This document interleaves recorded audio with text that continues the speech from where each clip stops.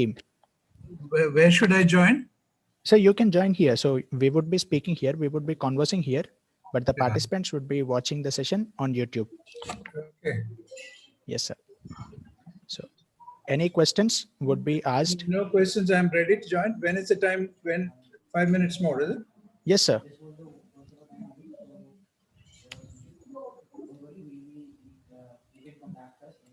So Balram sir also would be joining, so we can wait. Yeah. Okay. Yes, sir.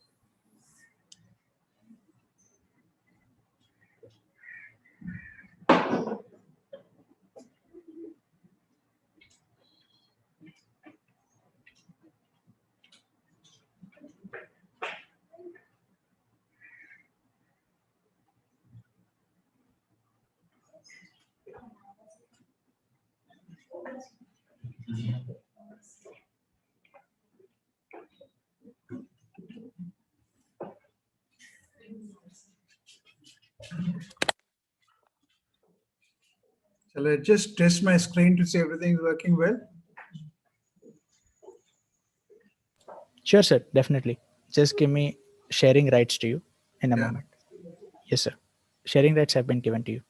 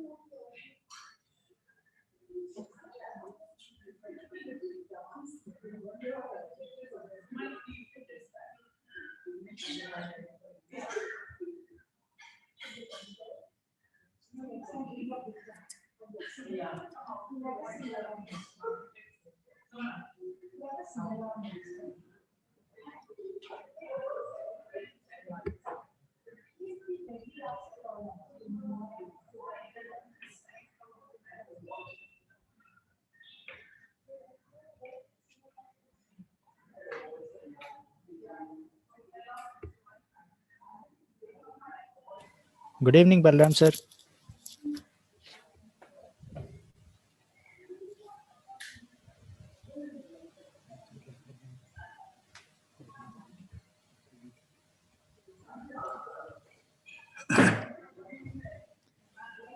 Okay. Have you given the sharing rights? Yes, sir. We have given you the sharing rights. Are you able to see anything? Are you able to see anything on? No. No, sir, not yet. So do you?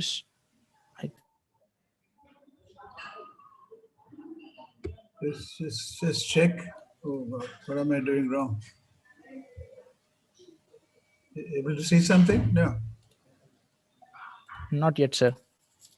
Oh God, what am I doing wrong?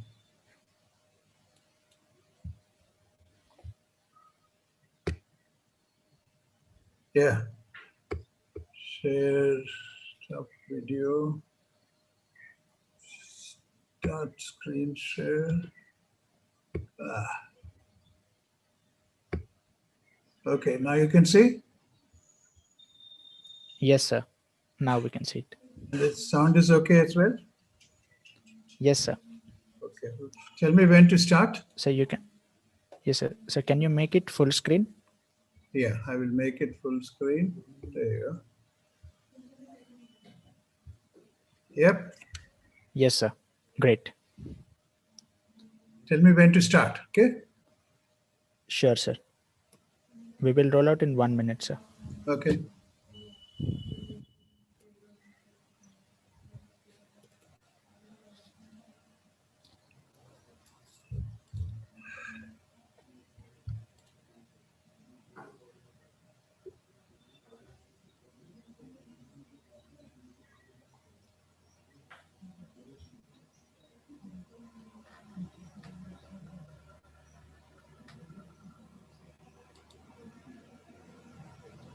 You guys are all studying from home now or on campus?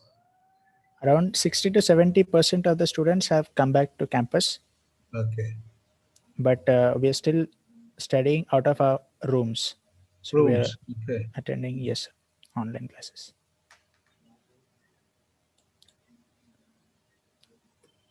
Yes, sir. Shall we start? Yeah. Should I start? I'll introduce you, sir, Yeah. in a Okay. moment.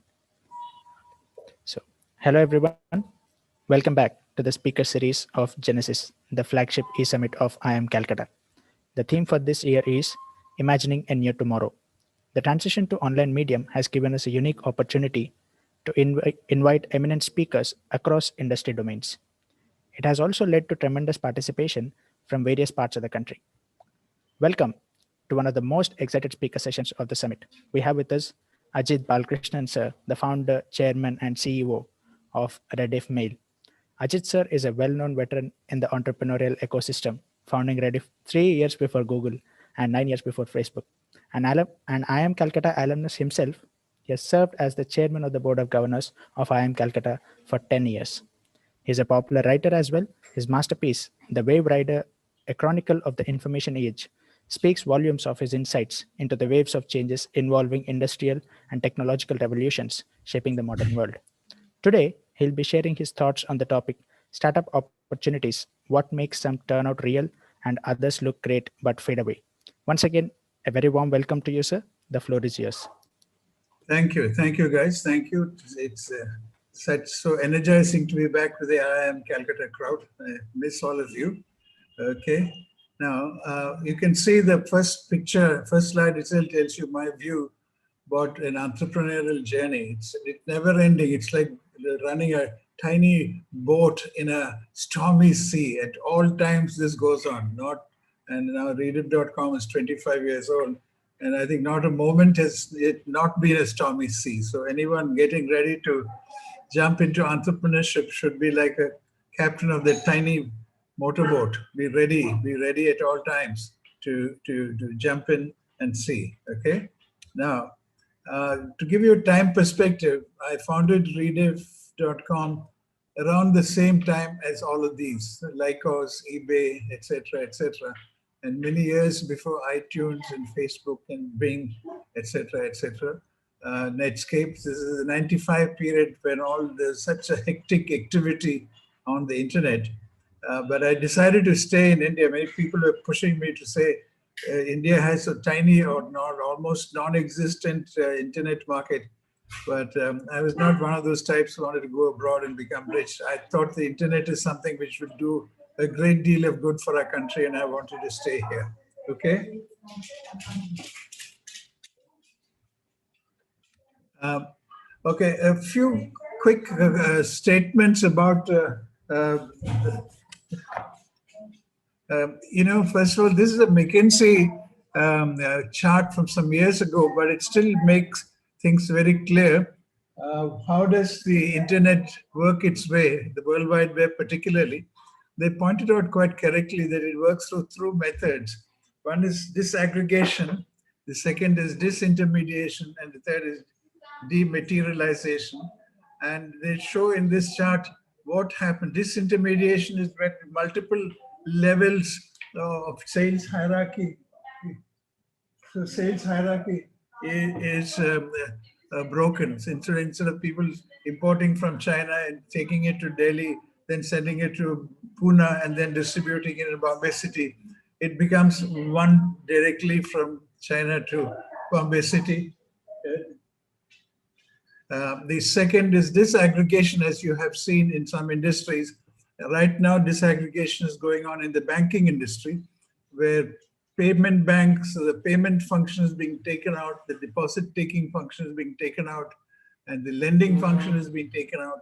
But disaggregation is currently underway in the financial sector. It has already happened in the media sector, where, for example, you had a site we earlier same newspaper or they would do classified ads, matrimonial ads, as well as other things. All those got disaggregated into individual sites that led to the end of print, etc. Dematerialization is what happened, for example, in music, where instead of gramophone records, which were hard physical entities, it became video and audio files, JPEG and MPEG files, that is dematerialization. Now, these three processes are the ways in which the internet and the World Wide Web finds its way, finds its way through many different industries. The second is something which is happening right now as we speak, which is the advent of cloud computing. So all of you who are thinking in terms of any kind of startup must remember, once upon a time when I was at IIMCalcutta in 1971, we learned computer programming on mainframe computers. We had a mainframe computer on the campus at Barakpur Road those days. Then somewhere about 5, 7, 10 years after I graduated from IIMCal, PC-based computing came in. Then local area networks using PCs came in. Then internet computing came in around in the mid 95 to 2010. And of late, there is a tremendous rush towards cloud computing.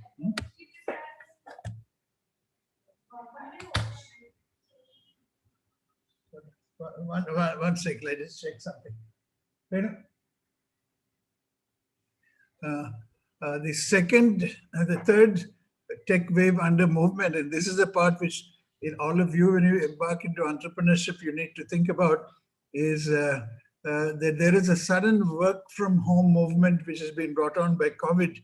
Now, as yet, it is not quite clear what the implications of this are, how permanent it will be, but by and large, there's an agreement that this has come to stay.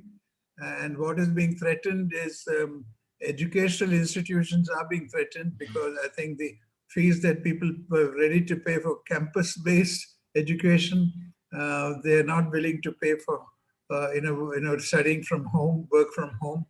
Similarly, there is a tremendous amount of the businesses that I'm in, Rediff.com and Rediffusion, 90% of workers colleagues are working from home. And we are finding that productivity is double or treble or 5 times what it is when you go to the office. Long commute times are saved, etc. But anyone thinking of an entrepreneurial endeavor right now will need to think, what is the implication for the business that you're planning to start? What new products or services will then be created? Some real world lessons, one which comes to mind, which I saw before my own eyes. So some of you students are too young to have remembered this. There was a time, in the 2008, 7-8 period, where it is impossible to imagine Windows not succeeding on a mobile phone, when mobile phones started becoming big in number. It was impossible to believe that BlackBerry, every Wall Street banker I knew used to carry a BlackBerry around. That is a status symbol. And the Nokia with its Symbian operating system, it was almost impossible to believe that anyone will replace them. You see in the 2007 period, which is not that far away, the green line dominated everything. But today, as we speak today, this chart doesn't quite extend to 2020, but you can see they're gone. Symbian is completely demolished. And the Windows, for all practical purpose, doesn't exist on the phone. It's a dominant thing is Android. And now you can, and to some extent, iOS for the elite. So you can see these kind of sudden surprises can come, and in a period of 5-6 years, your entrepreneurial venture can get turned on its head. So whenever you start something, think of it. But what you today's year's reality may not be the reality even 5 years from today. Okay. The second real world lesson is, this is a very interesting chart which a US, this is, oh God, I've not put the credit, but it is not my original. It is taken from, I think it is from I'll later add the reference. Practically everything to do with today's internet and touch phones are based on the investments that the US Department of Defense has put in. Multi-touch screen, signal compression, LCD displays, micro hard drive, etc., cellular technology. So I think it's very important. The internet itself was created by the Defense Advanced Research Projects Commission. Google's original funding for the two partners to do the PhD project. It was funded by the US Department of Defense. Now, unfortunately, in India, our defense authorities are very, very shy and frightened of technology. Many of them are arts graduates, so they come and ask me, Ajit, what do we do? How do we deal with this? But the reality is, India, we are our defense is very backward in funding these kind of breakthroughs. We are trying to do something about it. And the third lesson that you need to learn as a startup entrepreneur is that the Indian markets are small because of the purchasing power. This is a frightening chart to see. This is the National Council of Applied Economic Research. You can see that in India, there are just 30 million families who come from managerial type of professions, and earning more than a meager 13,000 rupees a month household income, more than that. Okay, and if you see, the vast majority of our population earns about 7,000 rupees a month household income, not per capita. And they are hawkers, peddlers, street vendors, 135 million. You step out of my house in Colaba in Bombay, I see them. Carpenters, masons, tailors are 60 million, and informal workshops and transportation carrying things in bullock carts, etc., it's 320 million. Now, the big opportunity in the future is when you have mastered the technology enough to make sure that you have mobile phones which are priced at 1,500 rupees. You have services which are priced at 5 rupees and so on. Then you will address this huge market. So I see it not as a problem. I see it as a technological challenge. So you can't license technology or outsource it to IBM and all to attack this. You need technical breakthroughs of a major kind. Now, there are some current disruptive waves about to start. I call them wavelets because at the moment, they're still small. But when you guys, the current batch, goes out to become entrepreneurs, you must definitely keep this in mind. I think Tim Berners-Lee, who was a guy who founded the internet, founded the World Wide Web, more accurately, has pointed out earlier this year that the internet has gone mad, and he's idealistic, like I think I am, to make sure the internet is supposed to be a creature of good. It's not a place for people to be surveyed and etc. etc. So I think what we are looking at is governments and try their best to connect everyone by keeping internet reliable and cheap, but enforce privacy laws. Entrepreneurial companies keep internet affordable again, but build humanly supported technology. You don't want technology or community building tools which allow people to go berserk on it and create all kinds of national societal chaos. The companies must also respect privacy. They can't use your data and try marketing things to you. Citizens should be, according to Tim, be creators and collaborators, build communities which respect all the members. And he's asking every one of us to crusade on behalf of a clean, good web. The other disruptive wavelet is the Europeans have started it. They call it the GDPR, a regulation for privacy. They created this wonderful concept which will be implemented all over the world soon, in my view. So any startup needs to take this into account, the right to be forgotten. Okay, the person says, delete all the information about me, which pages I came and visited on your site, how often I stayed, how much longer do I stay on each site. They must be wiped out instantly. And the penalties are severe. At the moment, they put a several $100 billion fine on the major tech giants in the United States. And if this upheld, it will ruin those companies. So it is very, very serious. And if there's any data breach, it must be reported within 72 hours, otherwise there are penalties. So they are very, very serious about it. And this is now spreading from Europe to other countries as well. This is something that as business school graduates and former chairman of the board, it's causing me a lot of worry. Elon Musk, who, as you know, has now become a super big entrepreneur, he believes that something has happened wrong in America, which he calls the MBA Isolation of American business. And basically what he's saying is the graduate MBA schools are producing people who are They spend time on board meetings, etc., etc. IIM Calcutta historically has been different in the sense that I can tell you back, I graduated nearly 50 years ago. And at that time, we were very deep into all the statistical techniques which are currently in fashion. Okay, we were being taught at that time, we didn't realize the importance. We were taught regression of various kinds. Okay, we were taught, networking methods, statistical networking technologies. So, and I've been, during my time as chairman, I've been gently prodding faculty to make sure that students are no longer going to be slots in bureaucracies, but they're going to do hands-on workers of analytical stuff and leaders. So, for example, it's almost mandatory that every student should learn the R programming language at least, because you no longer will say, call an assistant, say, do this for me, you have to do it yourself. So there is this MBA, anti-MBA Isolation thing which is starting to roll. We have to be careful and we have to adjust ourselves to that. And this is my last slide. As I see it today, from the vantage point of the last 25 years, there are tech breakthroughs happening, which is cloud computing in a big way. Okay, it's a big battle is going on. You must have seen AWS from Amazon and Microsoft Azure and so on and so forth. Internet access is becoming so cheap that the monthly bills, I'm a very, very heavy user of Geo Wi-Fi, and my monthly bill is a few hundred rupees. Voice interfaces are starting to take over as opposed to keyboards. Alexa showed the way, and many more such methods are coming in.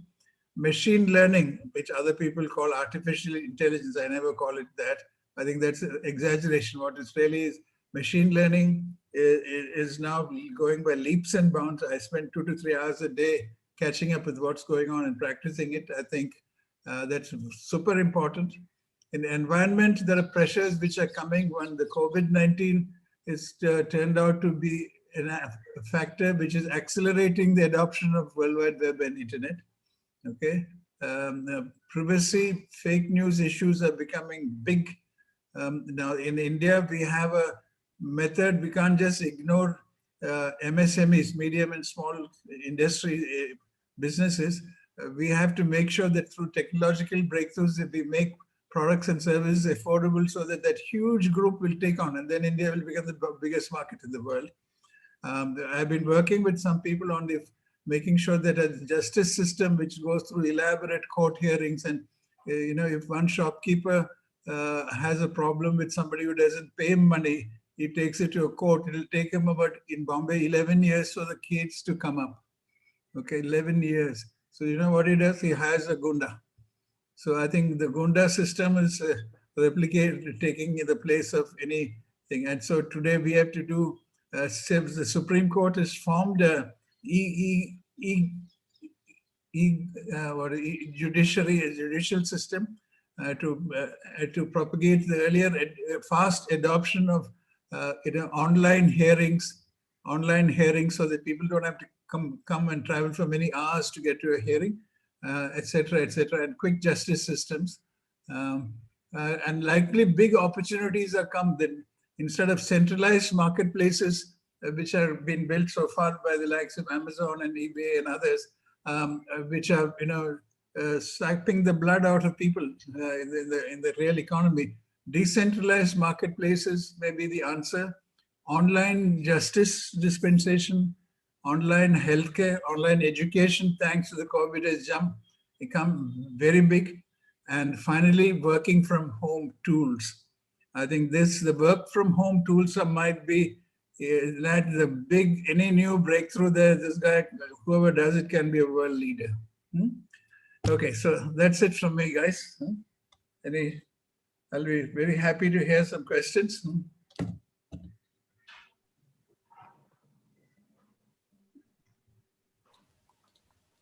Yes, sir. We have a slew of questions coming up. So, hi, Balram. Good to see you, Balram.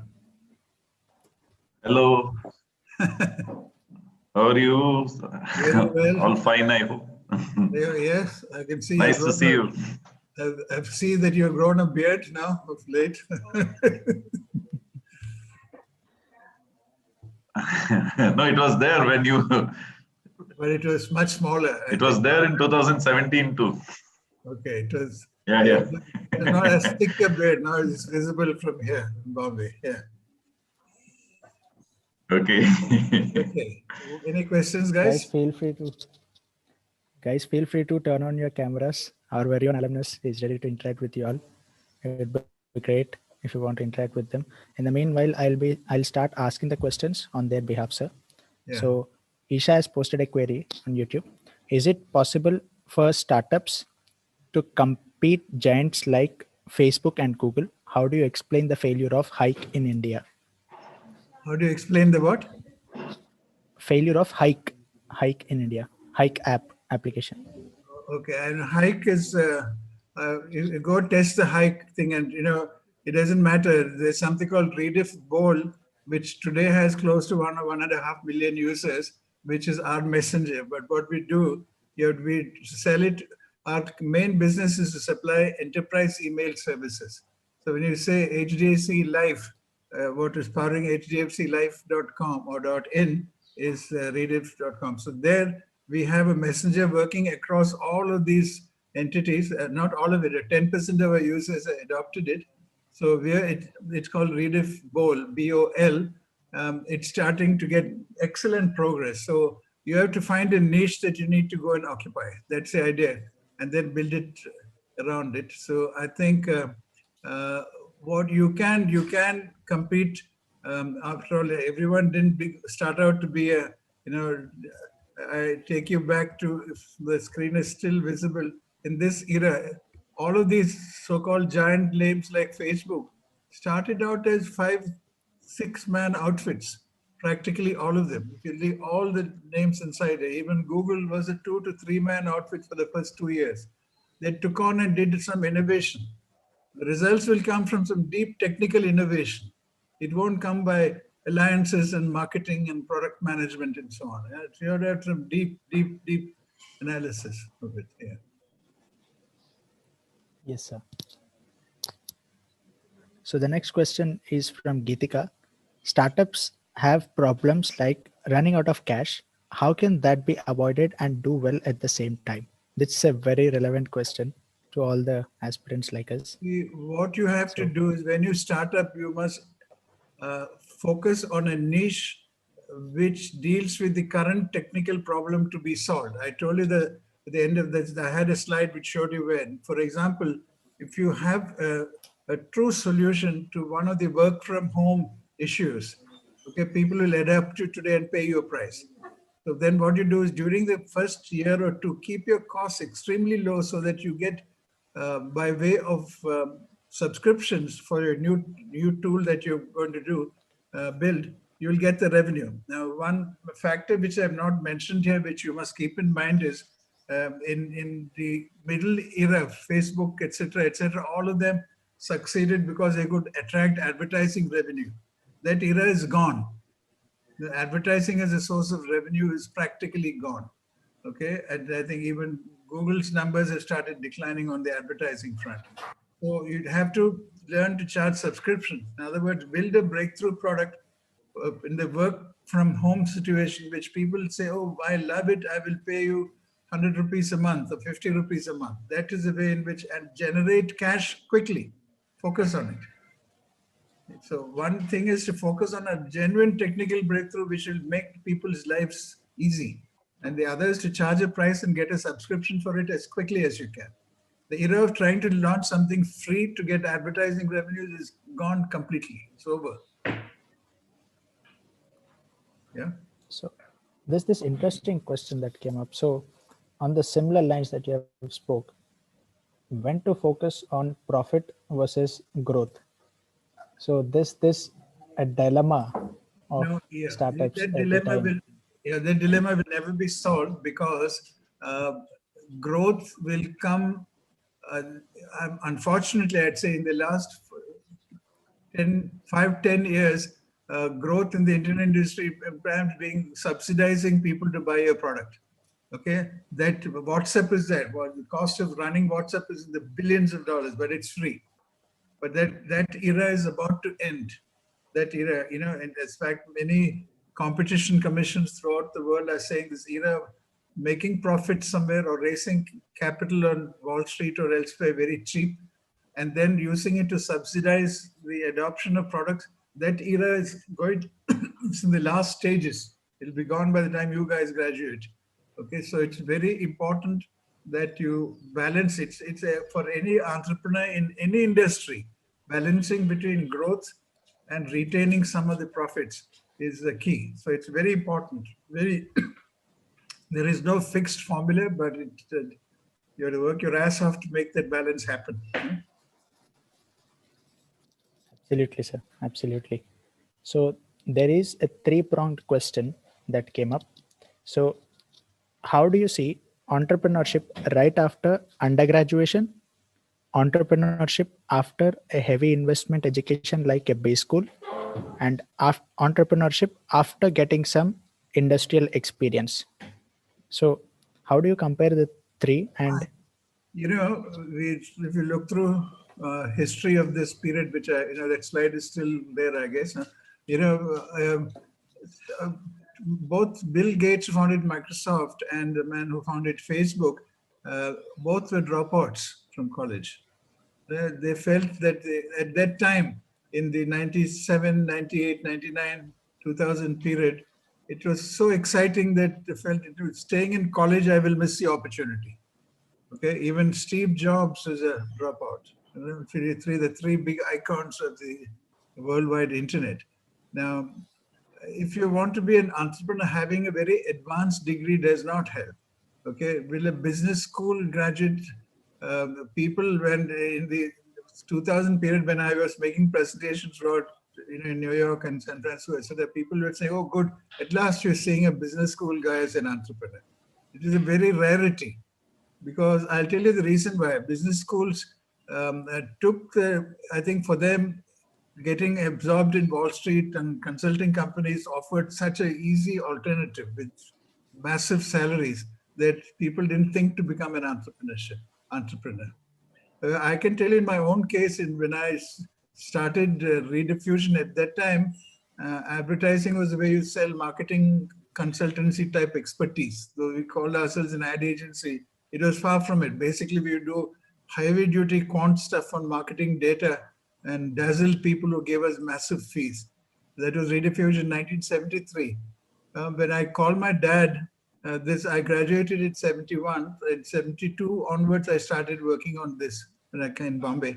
I called my dad, who was a doctor, and said, "I'm going to start something on my own." You know what his question was? "Won't your education be wasted, Ajit?" Because the perception at that time and even today among middle class parents is business is for the guys who are for the backbenchers. No, you don't succeed in anything that you do business. So I think those thoughts have to change. There is no right point. Like saying, do you marry a girl after you meet her only one time, 100 times, or 1,000 times? There is no formula for it. Depends on you and depends on the girl, right? Similarly, but generally, I think if you're doing something in entrepreneurship, you do it generally in your 20s, generally. Because after 30 and 35 and so on, the emotional pressures of children and other things become too high for you. So I'd say start early. Now, of course, if you start right after IIM, nowadays at least you guys are experienced, not like at our time, where you at least have summer projects where you've seen companies well, etc. So maybe right after IIM is right, but if you stay for more than 2 years in a job, it is very unlikely that you will break out and be an entrepreneur, because you get used to a certain lifestyle you won't have if you're an entrepreneur. So, but it all depends on the individual concept. Yep. Okay. yes, sir. Understood, sir. So Soham, yes, sir. Yeah. Soham has a Hi. question. Yeah. Hi. Thanks, Nikhil. Hi, Ajit. First of all, thanks for the very insightful presentation and the answers. I heard you say you're an idealist. So I was wondering, how you manage to sustain that idealism in the modern world where, there's a lot of money sloshing around and there's a lot of mixed bag of priorities, and you meet a lot of different people. You can't always, have, your values and ideals perfectly set, aligned to the other incentives that you may have in making a decision or in interacting with people. So how do you sustain that idealism? Because you've just seen a lot of things by your age.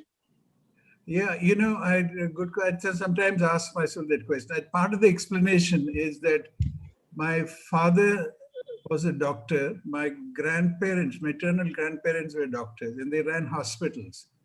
So when I was growing up, one part was our home, and the other part was the nursing home, which they run. And I could see them. They were willing. They saw their businesses as a service to humanity.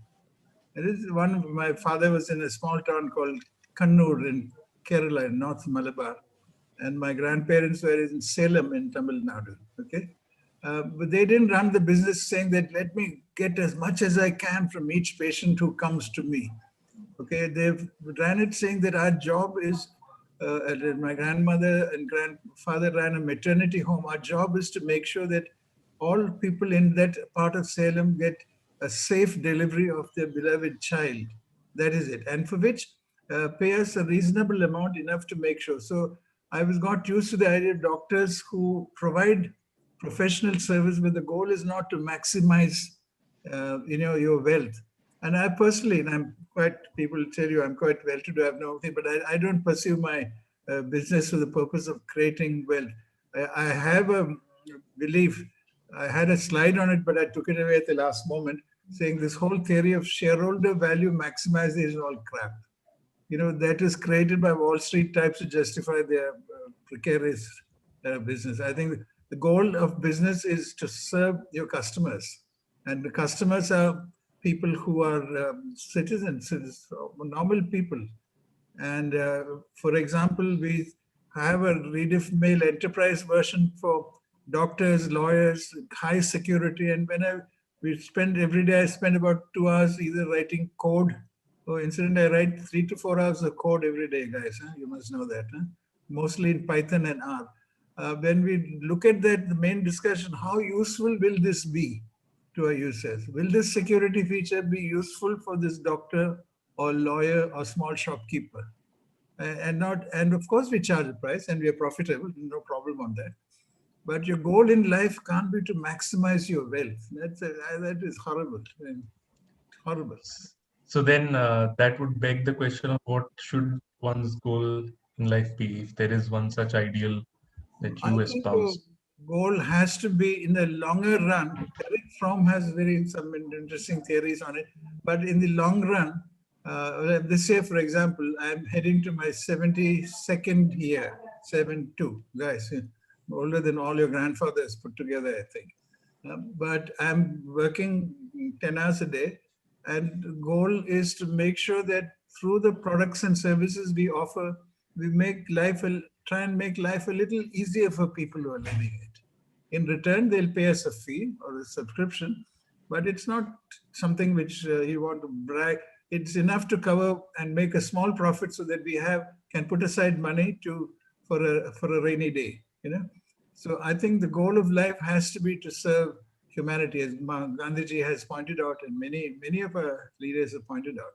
It can't be to maximize your wealth. At the same time, you don't have to live in a hut. No, that's the other extreme. Okay, I live in Colaba in an apartment with a sea view. No problem. I think Balram probably has seen it. I think, but it's okay. But you can't pursue it single-minded, saying my only goal in life is to have wealth. That can't be. That can't be. There are things Then to. Yeah, so then I think what you're saying is you try and make a positive difference with whatever you can, and Yeah. try and make the best of your skills to make that difference. Just one final question. I presume you'd be reading a lot in different domains, maybe technology or philosophy or product related books. Could you just share some that you'd like that I should read? I mean, I'm really looking forward to a summer intern as a product manager. So I'm looking for recommendations, and who Oh, better to ask than you? As Balram told you, most of my presentations normally end with a saying recommended reading. But today I could have missed it because I was caught into too many meetings last 15 days.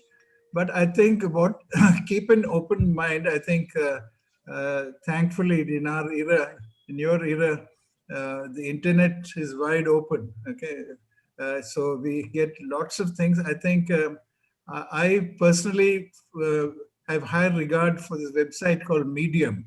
You must have said, and that gives a kind of particularly if you have one part of your heart in technology, and the other part in management, and third in understanding the reasons why some things are done.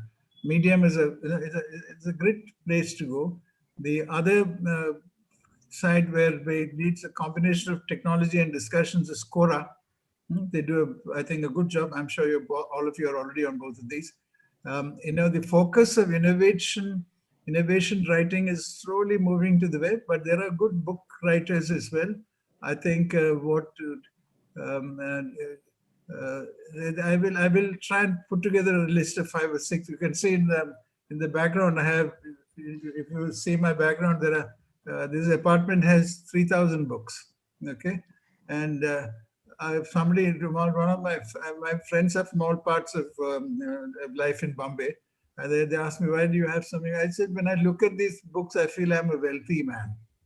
They said, how can that be? You're already wealthy. I said, no. When I see these books directly in the morning when I wake up, I say, oh God, at least your life, you're a wealthy man, Ajit. So that is a sense I get. Okay. And read and make notes. I think some of it is inborn. My father's ancestral home had a separate building called the library. This is in the 1930s, which had 3,000 books. My grandfather's house in Salem had a separate little cottage called the library, which also had 3,000 books. And when I was at IIMCalcutta, I used to spend half the time in the library. We were in Barakpur, and the library building was, I think it's how grand home from the Rabindranath Tagore family, I think I remember. And I was always in some corner reading a book because there is so much knowledge inside it. I think I'll try and put together a list for you guys, but I think, there is exciting things are going on, exciting. But I think as a fellow alumnus from IIMCalcutta, I think just make sure that you guys don't become hands-off managers. There was a trend era that many of our students, not just IIMCalcutta, less so most MBA schools, they thought of themselves as zamindars. You own a piece of property, but you don't work there. Somebody else will work. That era in management is gone. Okay, and particularly, please master tools like the R programming language and, if possible, Python, and be able to use it as a manager, not use it as a coder. That's 2 different approaches to it. So maybe when this lockdown goes, Balram, maybe I'll come and take 2, 3 quick classes. All of them get expert on R. Great, Love great. that. Yeah. There's one quote by Umberto Eco about books, and I think he had a collection of 30,000. And someone asked him, Who? Umberto Eco, I think he's an economist. Yeah. Okay. Yeah. So someone asked him, have you read all these books? And then he said, no, I keep these books as an idea of what I don't know. And so this is negative knowledge. I don't know this much. So I keep myself humble, and I remind myself there's a lot more to know, so that I try to keep learning a little bit more every day. So that's also a reason. These 3,000 books I have read, I've kept it back as a books I will constantly want to go back to. Okay, the ones I read and find not worth keeping, I donate to libraries. On an average, in a given year, I donate 1,000 books at least. One to my Kannur Public Library in my hometown, and the other in Bombay. There are many libraries around Kolaba, so we donate. So these are the ones I'd like to go back to. I have one. I'm sorry, I already said last question, but I have one last question. You've been a part of IIMCalcutta in various ways as a student, and then part of the board. Yeah. We lost a lot I'm a first year student, so most of our MBA was online. And although I am on campus right now, many of my batchmates are not. I was wondering if you could tell me what is the culture of IIM Calcutta. What do you think this place is? In your experience, or what you want it to be. I can say it's been very consistent from the time I was a student to the time I was chairman of the board for 10 years. And even now I'm not visible on campus, but trust me, kiddos, I'm in deep touch with practically all the faculty. I think the first culture issue was faculty always tried and succeeded in creating in all of us a sense of curiosity about ideas, a curiosity. It's like a kid should pick up a toy, turn it around and say, how does this work? Why does a ball slide and not bump against things? So that culture, I think, will not ever be lost. The culture of curiosity about somebody says, okay, this linear, regression problem is giving only 55% accuracy rate. And the kids we are taught to worry, why can't I make it 70%? What does it take to make that? What variables have I missed? How do I go looking? So that culture I distinctly remember, and I remember right through. It could also be in economic history. We had some very great teachers then, and even today, where you try and understand that some economic events, which when you're very young, you think they happen out of the blue suddenly. Then you learn economic history and say they're part of some chain of events which is going on. You learn to analyze things beyond just, my favorite example is, during the time that I was at IIM Calcutta, 69, 71 was the height of the Naxalite movement. There would be bombs being thrown all around us in Barakpur, etc. And we were all curious, but nobody quite gave us an understanding of what started the Naxalite movement. And people were all kinds of theories. But I realized later, 15, 20 years later, I dug deep into it, that areas like Naxalbari, 40 to 50% of the population was living in and around jute. Either growing of jute or weaving of jute or converting it to gunny bags. And what happened somewhere around 1960, the polypropylene got invented, which removed jute completely from the world market. Jute's main jute was exported at very high prices to England and Europe and America because they used it as carpet backing under a woven carpet. And that polypropylene, polystyrene, suddenly the synthetic started appearing. That destroyed it. And that has put half of Bengal in destitution, apart from the jute mills themselves, which was the main employer around both sides of the Howrah. So I think looking back, our faculty is put inside the head of people like me and many others. I'm in touch with practically all the alumni of Calcutta, directly or indirectly. It planted a sense of curiosity in your head. But it also meant that being curious is not to be a leftist, and let me point that out quite clearly. Your political ideology, you can be on the right and you can be curious. That's okay. So it's very important that culture, I think, exists. It can't ever go away because it is seeped into the walls of the campus and inside everyone. Balram and all are great exponents of it, stimulating students to think. I think that it's great. The second good thing was, thanks probably the historical reasons of MIT, the Massachusetts Institute of Technology, being the main contributor to the early days. I think a kind of strong emphasis of quantitative methods, unlike IIM Ahmedabad or even Bangalore, was a hallmark of IIM Calcutta. So I told you some time ago that I learned to do Markov chain analysis with my own hand in 1969. Okay, that is 52 years ago. And today, when kids, my office are full of bright IIT type kids and work directly with me, they come up with this, is it possible? What algorithm can so on? I said, try my Markov chain analysis. And say, what is it? I go to the board in my room and write it down for them. They say, how do you know Markov chain? I said, asked, what is your grandfather's age? And they gave me a grandfather's age. So I said, I learned it as before your grandfather went to high school. So, the stress on quant, which exists even today, is another key differentiator. Apart from the fact that the IIMs recruit dispassionately on merit only, so you get to meet very bright people, very, very bright people, which is something that, and I grew up in a small town. I went to school and college there. So you didn't find people from Bengal and Punjab. And I heard Hindi being spoken for the first time when I came to IIMCalcutta. Do you know that, guys? Remember, this is age like 1969. The first time I heard a human being speak Hindi was when I came there. We had no idea what it was. So by hanging out with a multicultural group, you make lifelong friends. Even today, when at days I feel depressed about some event in work, which can be quite often thanks to COVID, I call my two pals from IIMCalcutta. They're both retired, but both have one used to be MBA Aviation page. The other guy is a semi-professor type. We sit down and have a drink, or we do long distance drinking. We all have a drink, but chat on the phone. That's, for me, it's very reassuring, because these are lifelong friends, and I don't even know where they come from.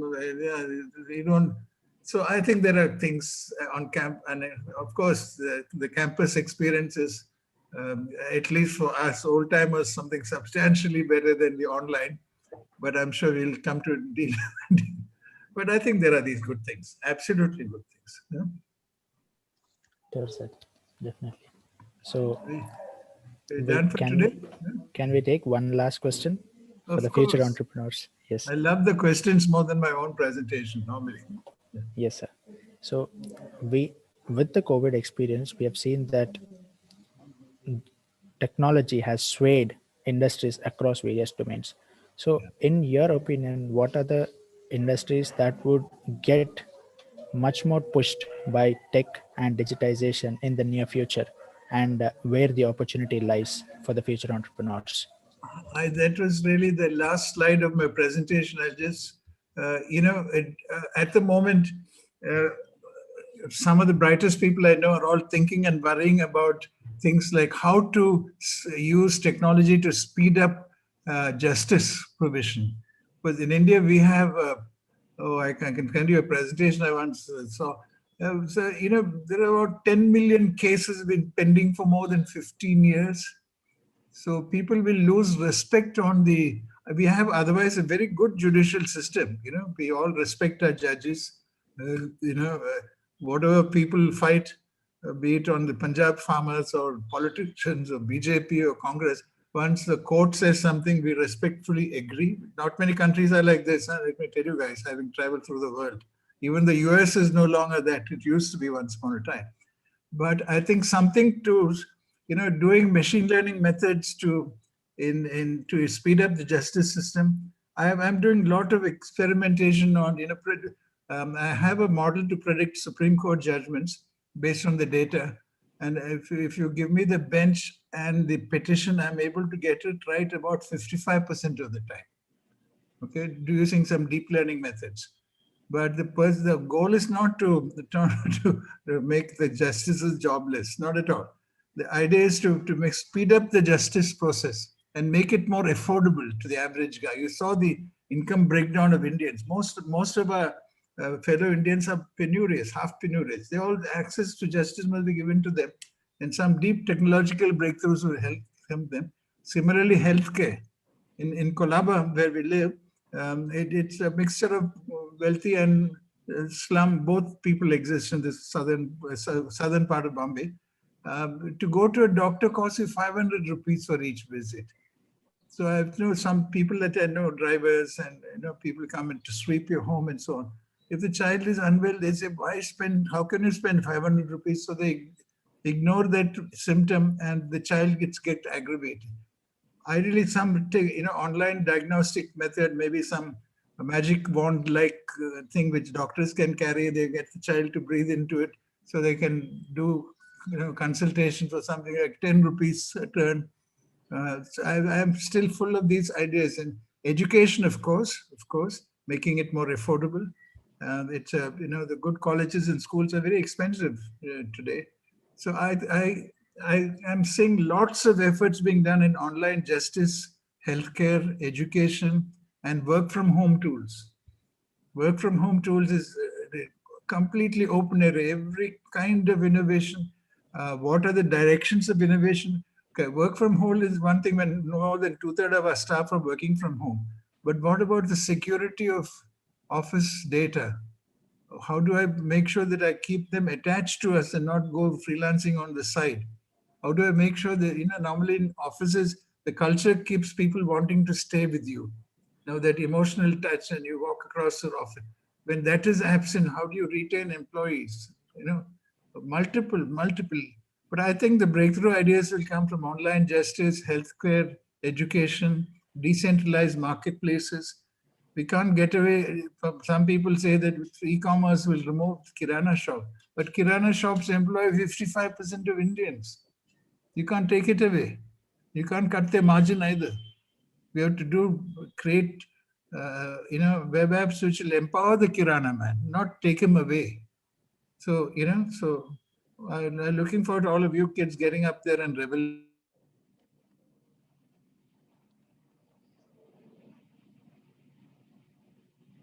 revolutionizing India.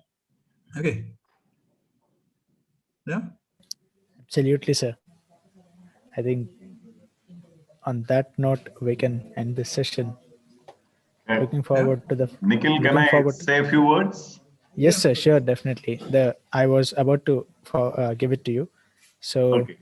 Okay. uh, so, so just last one sentence. Looking forward to the younger generation to revolutionize the country is one sentence that we could end with. With that, I would like to invite Professor Balram Avitatur to share his views and say a couple of words. Fantastic session. I have heard you many times. Never get bored listening to you, and can't agree any more when you mention that our pursuit should be on customer being customer oriented rather than personal wealth and all that. And that message is extremely important in today's context where the inequalities are also increasing so drastically. Everyone is talking about that and the dangers lurking because of this increasing inequality. Fantastic message, and as always, a lot of information. Really enjoyed. I've heard you many times before, but every time I look forward to listening again to you. Great, and also all the great words about IIMCalcutta and all of us and all that. So, I'm really. I mean, at your age, you are still working 10 hours a day and all. That's really inspiring. As always, you have inspired us. And this particular aspect, again, is another example of how you inspire so many of us.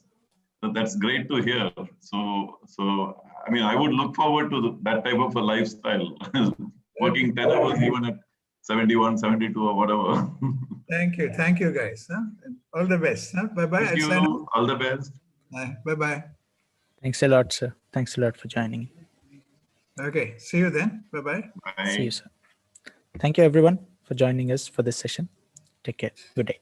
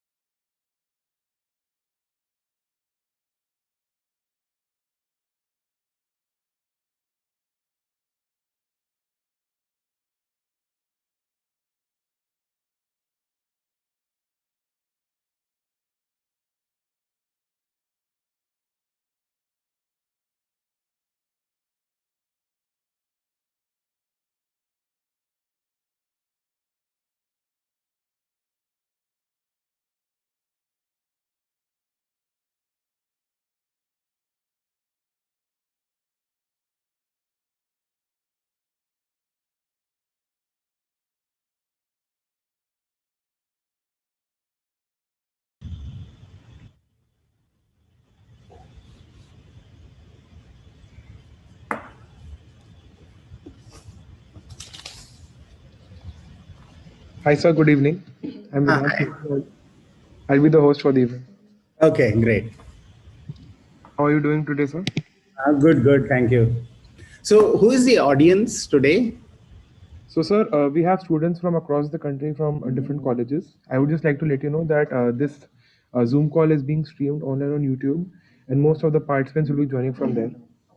Okay, Yes. So, we have students primarily from management schools of India, and also some students from undergraduation as well. okay, great. Yes, sir. From all streams. Sir, I would actually just want to share something with you. So, actually, I did my undergraduate from NMIMS, and you came there to commence for the commencement address for the Atal Incubation Center there, and Yeah, I'm a very big admirer for you of you since then, and that is the reason why we like reached out to you as well because I was so inspired by your speech there. thank you. Thank you so much.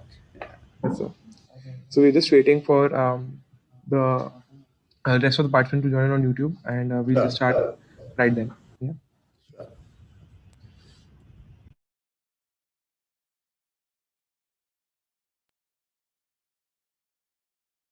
Shall I just grab some coffee and come in the meantime? Sure, sir. Not a problem at all.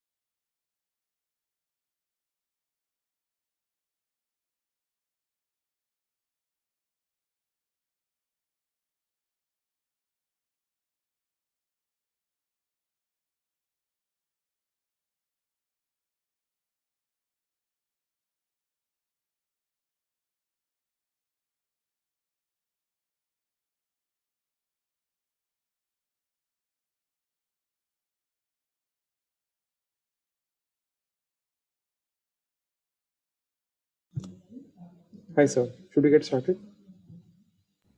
Yeah, we can go ahead. Okay. Hello, everybody. Welcome back to the speaker series of Genesis, the flagship e-summit of IIMCalcutta. The theme for this year is Imagining a New Tomorrow. This transition to an online medium has given us a unique opportunity to invite eminent speakers across a plethora of domains. It has also led to getting tremendous participation from various parts of the country. In this session, we have with us Ramanathan, who is the Mission Director of the Atal Innovation Mission, a flagship national innovation and entrepreneurship initiative launched by the Prime Minister of India. He is also the Additional Secretary at Niti Aayog. Mr. Ramanan was the MD and CEO of CMC and has been conferred with prestigious titles like CEO of the Year and the Udyog Ratna Award during his time in the industry. Mr. Ramanan will be sharing his thoughts on fostering innovation and entrepreneurship. Once again, a very warm welcome, sir. I hereby pass on the virtual mic to you. Thank you. Thank you, Vedant, and good evening to everybody who has joined on this particular call. It is indeed, I'm very grateful that all of you on a Saturday evening are still logging on to a call instead of, having a great time in the evening on a weekend. But I think the topic is very important and it deserves your consideration. It deserves your attention. After all, we are living in a COVID-19 world today. A simple virus has paralyzed countries and nations across the world. It has created grievous lives and livelihood disruption across the country. It has created national lockdowns. It has also disrupted supply chains across the world. It has created tremendous nationalistic fervors in various countries and disrupted thereby the ability to collaborate and work with each other. And more importantly, it has created a fear of uncertainty about what the future holds for all of us tomorrow. Are we going to have more global pandemics like this in the horizon? Are they lurking in the horizon? What about issues of climate change that we have been talking about, but we have not experienced the ferocity of which at this point in time, like what we have experienced in COVID-19? How are we going to recover in a post-COVID-19 world? And therefore, it becomes very important to deliberate on this theme, the challenges of tomorrow and how we can imagine solutions for tomorrow. But there are a lot of other things that are happening in India. And I think every one of you who is on this call are actually on the brink of history. History that you can make and shape according to your imagination, your ideas, your perseverance, your passion, your dreams. Because at no other time in the history of our country or in the history of the world have several converging factors come together to create an atmosphere of great hope and great possibilities. Let's look at India, for instance. We are a country of 1.3 billion people, one of the largest countries of the world. Very diverse. We are an ancient civilization, more than 5,000 years of rich history of culture, traditions, and great people coming from our country. But what is more important and which is more pertinent right now is that we enjoy what is called as a demographic dividend. We have 65% of our country under 35 years old. And we have over 1.4 million schools. We have over 10,500 engineering and related institutions. We have over 39,000 colleges and MBA schools and so on. We have actually close to 150 million to 200 million young students like you who are going to be entering into the workplace over the next 5 to 10 years.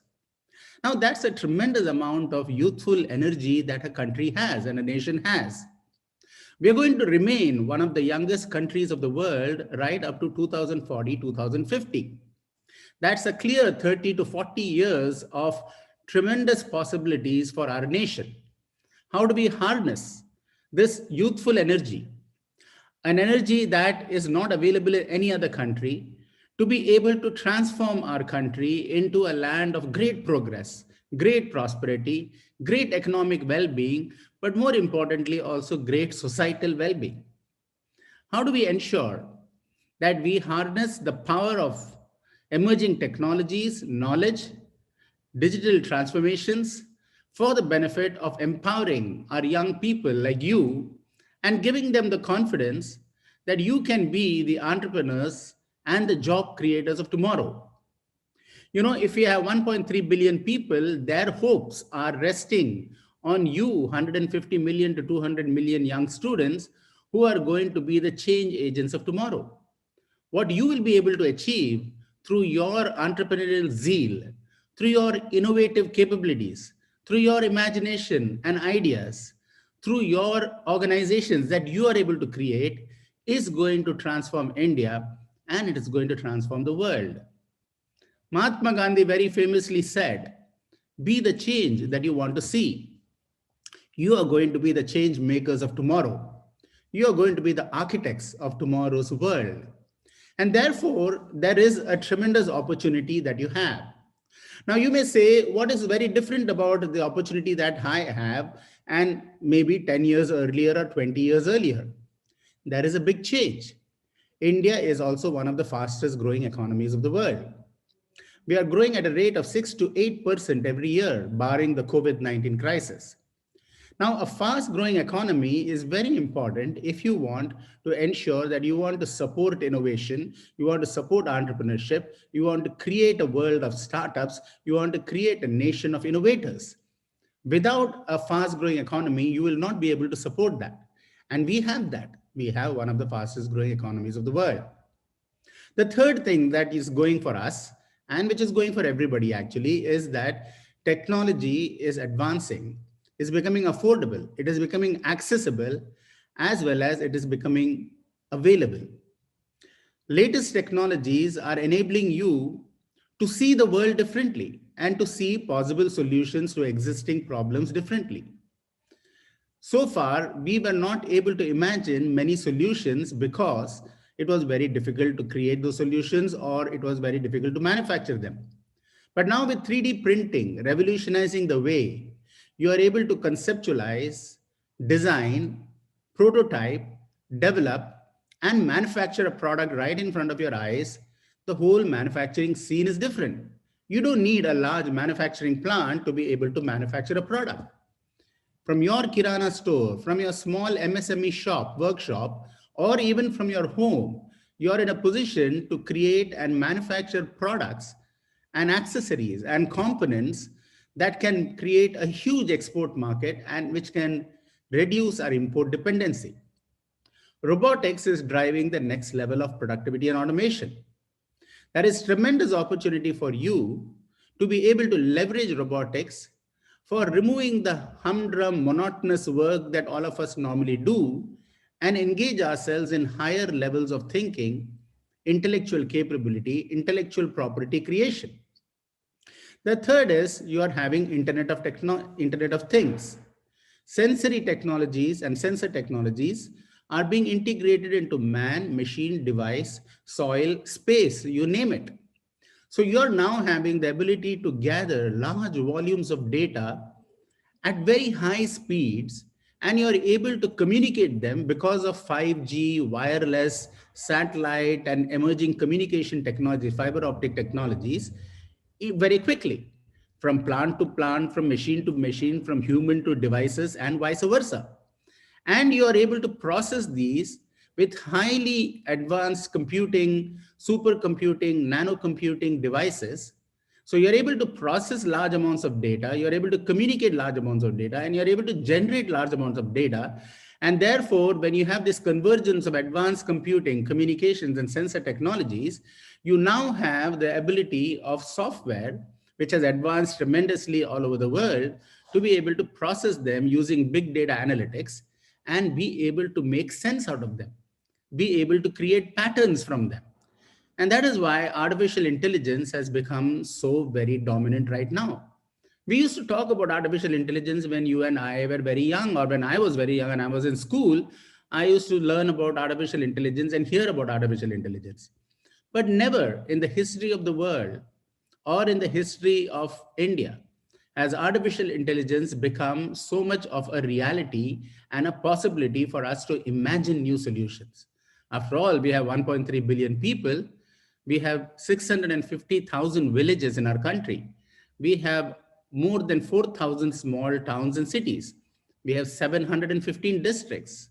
And we have a large amount of data that is getting generated or can be generated from every nook and corner of the country. So artificial intelligence based decision making and solutions are here to stay for us. We have a diverse geography. We have only 8 tier 1 cities in our country. Rest of the country is tier 2, tier 3 cities and rural India. How do we ensure that we address the challenges of India? Now, while I talked about the positive things that are happening in the country, a fast growing economy, a demographic dividend, and fast changing, affordable, accessible, and available technology, the challenges of India are many. Now, look at our challenges. We have 22% of our country still below the poverty line. We have 44% of our country agri economy based. We have 70% of our labor, both formal and informal labor, associated with MSME industry, the micro, small, medium enterprises that are spread all over the country in the 715 districts, in the 4,000 plus towns that I talked about. We have 115 of our 715 districts as aspirational districts. And what do we mean by aspirational districts? It means they're actually at the bottom of the pyramid in terms of access to basic health care, education, training, clean drinking water, sanitation, waste management, and so on. The problems in our cities are also acute. The problems of housing and waste management and water management and electricity management and emission and climate change are major problems to be solved. It is estimated that by 2030 or 35, you will need a city of the size of Delhi to hold the waste that is being generated in Delhi. Now that is a tremendous impact on hygiene and health and other possible impacts on pollution and so on. We are also a fast growing economy, which means you're going to have more cars, more buses, more transportation. You're going to increase emission. Now, how do we control all of this? So when we want all these challenges, and India is a country of 1 billion people with 1 million challenges, it is also a fact that 1 million challenges are 1 million opportunities for you to become entrepreneurial, to create startups which can solve these problems. 20 years ago, all of us, including me, who were graduating from schools and universities, were just interested in getting marks and going into the next class, good class. I get good marks in a school, go to a good university, get good marks again, go into an IIM or go into an IIT or go into an NIT, get good marks again, go abroad to do your post-graduation, get good marks again and join Google, IBM, TCS, Wipro or whatever. That used to be our ambition. But today, you, my dear students, should be different. You have the opportunity not to be a job seeker, but to become a job creator. You have the unique opportunity to become an entrepreneur. You can become the next startup. You can become the next unicorn. You can create the next global company from India. You can create the next Microsoft, the next Apple from our country. After all, Indians are heading all these organizations. So what is important is India has to create the same ecosystem of innovation and entrepreneurship that enables young students like you to be able to grow and realize your creative potential and achieve the highest levels of eminence. Just like you have a Satya Nadella heading Microsoft, a Sundar Pichai heading Google, a Shantanu Narayan heading Adobe, and Arvind Krishna heading IBM, several Indian professors leading universities like Harvard Business School or Carnegie Mellon or the Stanford or Berkeley University. Several Indians being among the top doctors, engineers, scientists in the best economies which allow them to grow to their potential. How do we create that same ecosystem of innovation and entrepreneurship in India to be able to allow each of you to flower to your full potential? How do we ensure that we create 1,000 Abdul Kalams who came from a remote town of Rameshwaram? You all have the benefit of education in Calcutta and Delhi and Chennai and Madras and Bombay and so on and so forth. But imagine a young person coming out from a humble town of Rameshwaram where there is only probably one school, one university, a few mosques, several temples, and thousands of fishing boats. And from such a place came one of the finest scientists of the world, and came one of the finest human beings who went on to become the president of our country. Now, my dear friends, if a person from there or a person from Kumbakonam, Ramanujam comes from a Kumbakonam and becomes one of the greatest mathematical geniuses India has seen, it shows you the potential of every Indian, no matter where they come from, where they hail from. They have that inner spark. They have that inner potential to become among the finest scientists, innovators, job creators of our country. So, my dear friends, you all should aspire to become innovators. You all should become startup creators. You have the ability. Now, what is the government of India doing in order to ensure all of this? The Atal Innovation Mission, of which I am a part of, and I have been in the private sector for over 35 years. I joined actually after graduating from IIT Bombay. I joined the TCS in 1981. But through TCS, two things I learned. Number one, Indians are capable of contributing to global solutions. Today, we have a $190 billion ITS industry that has sprung out from India just over the past 10 years. When I joined TCS, we had 400 people in 1981. Today, we have 450,000 people working for that company. It has also become the #1 company in the world in market cap, beating Accenture just last week. Now, that's in a very short period of time. And more importantly, it has created a huge industry in information technology and ITES.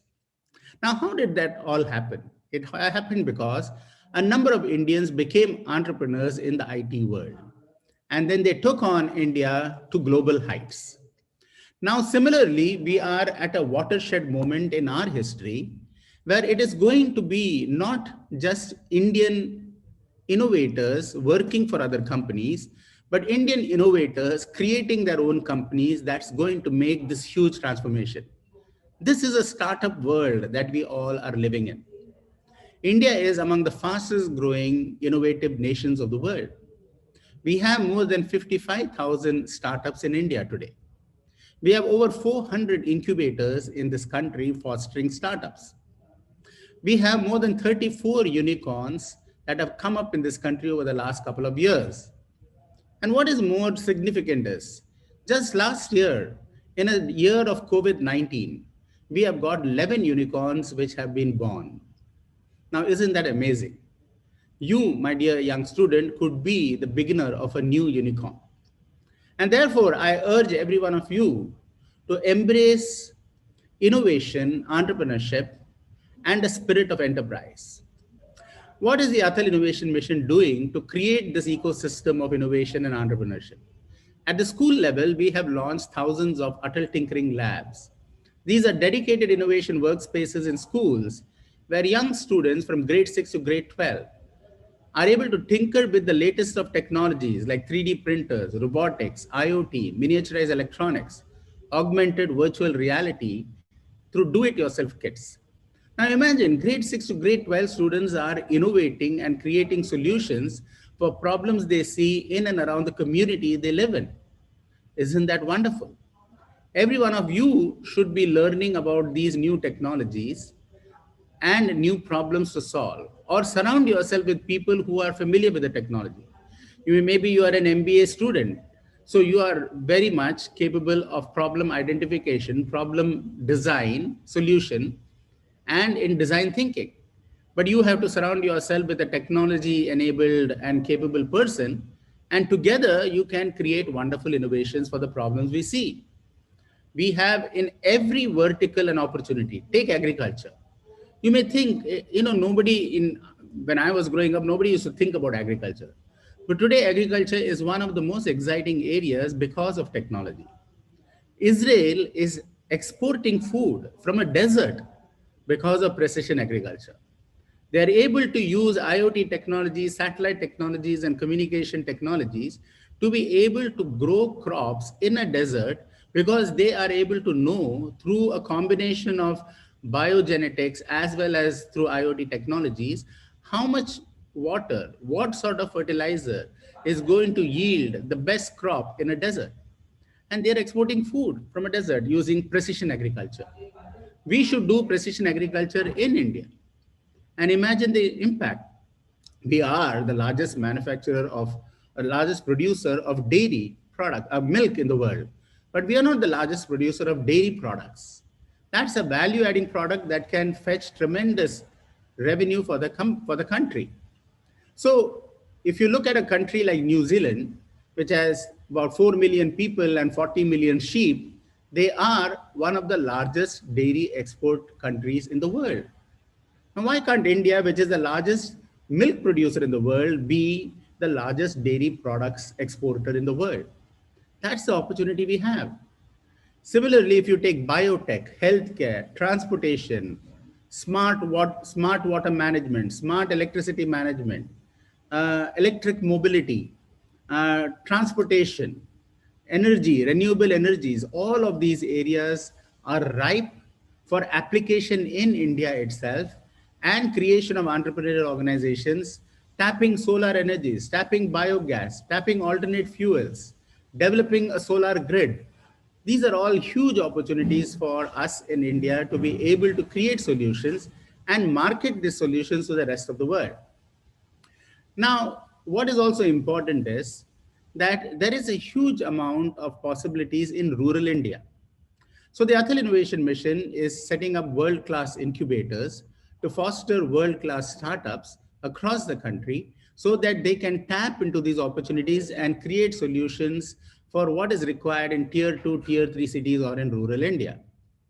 We have launched over 100 incubators where more than 1,800 startups have been fostered just in the last 2 years, out of which 555 are women-led startups. Now, I'm sure there are a lot of women and girls in this audience. I do want to encourage you that what we have found through our Atal Tinkering Labs and through our Atal incubators are that women make excellent innovators and excellent entrepreneurs. Perhaps because they are able to multitask, perhaps their attention to detail is much higher, perhaps their ability to communicate and collaborate is much better. But what we have been finding is an increasing number of women entrepreneurs who are becoming very, very successful. We have only 13% women entrepreneurs in our country. What we need is 50% of the entrepreneurs should be women, because our population has more than 50% or equivalent to 50% as women and the girl child. So it's very important for us to look at these opportunities. Now, at the same time, as I said, social innovation is as important as commercially driven innovation. If we are not able to bridge the social divide, the digital divide, the divide between the haves and the have-nots, we will not be able to succeed as a country. It is not enough for our GDP to grow. It is important that our GDP per capita grows, and it is also important that the social aspect and fabric of our country does not get destroyed in the process. We need to eliminate the divide between the haves and the have-nots. We need to ensure that our 115 aspirational districts are no longer aspiring, but they have already achieved what we want them to achieve. We want to eliminate the 22% below the poverty line. We want to make sure there is water, electricity, housing for everyone, and the quality of life improves. Now, that is possible if we do social innovation, or if we ensure that the fruits of innovation are reaped by the remote parts of the country. How do you ensure that products which you create in Sikkim can be sold to Seattle? How do you ensure that products and services from Salem can reach San Francisco? That is possible today because of digital outreach and digital communications. But we also need to ensure and empower our people in the rural communities with local innovations that can spur local job creation. Take, for example, if you are in Goa, how do you boost the fishing industry, the tourism industry, the cashew nut industry, the mining industry, or the shipbuilding industry? These are the industries in and around Goa. So it's very important for us to identify community innovation centers, and that is what the Atal Innovation Mission is doing. We are setting up hundreds of community innovation centers across our country so that rural India, tier 2, tier 3 cities become hubs of innovation and job creation. You see, we have 8 tier 1 cities, but we already have 100 smart cities identified in our country. We have 4,000 towns and cities. So according to me, every town and every city should become a smart city or a smart town. The moment it becomes a smart city or a smart town, it creates great opportunities for local job creation. But how do you make a city smart? That needs innovation. That needs entrepreneurs like you taking on the challenge. If you are from Lucknow, or you are from Allahabad, or you are from Calcutta, or you are from Assam, how do you ensure that your knowledge and your ability to build innovation and job creation in those places is enabled? That is the challenge. The Honorable Prime Minister, in his call for Atmanirbhar Bharat, eloquently said there are 5 pillars that we need to focus on. And I'd like to share those 5 pillars with you. First is the pillar of the demographic dividend that we talked about. Demographic dividend means harnessing the power of the youth. And to do that, we need to empower them. And to empower them, we need revolutions and changes in education. We need edtech startups. We need distance learning. We need to use augmented reality, virtual reality.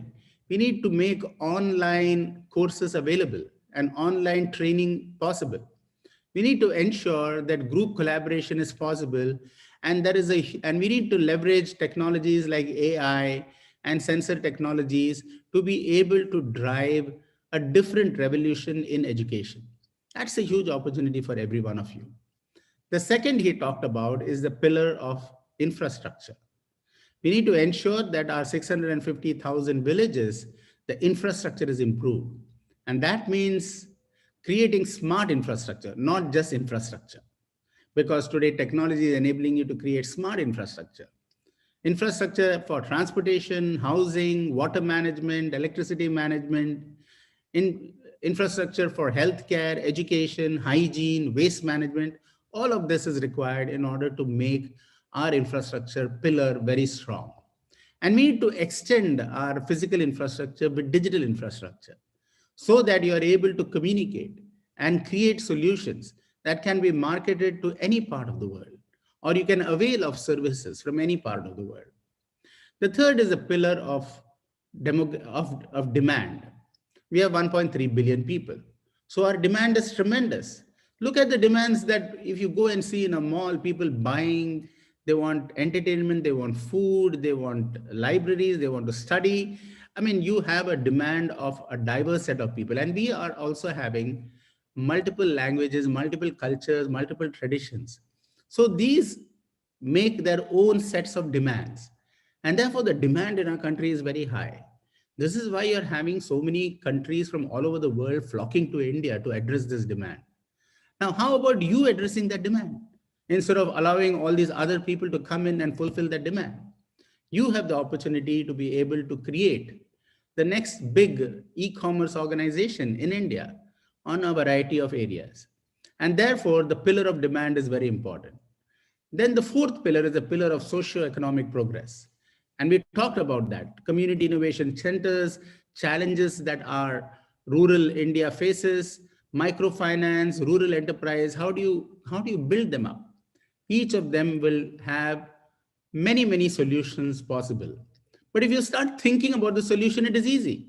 If you don't think about it and you just want to go and do a job and somebody is telling you what to do and what to think, that is also possible. Nothing is wrong with that. But when you have the ability to think and create something, why not create? And finally, the pillar of technology. The pillar of technology is because it is becoming advanced, affordable, accessible, and available. It is rising exponentially. New possibilities are new. You're able to reimagine a new world for the same world that you were inhabiting, the same chair that I'm sitting on, the same PC that I'm using.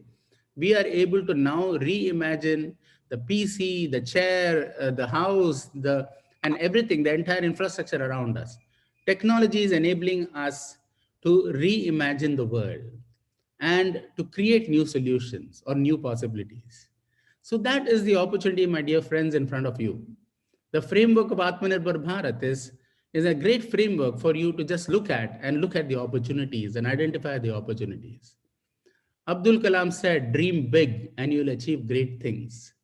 Dream small and we'll be limited by our own dreams. So I urge you all, dream big, dare to dream, dream to dare. That is what will cause a revolution in our country, and we can become one of the most innovative nations of the world.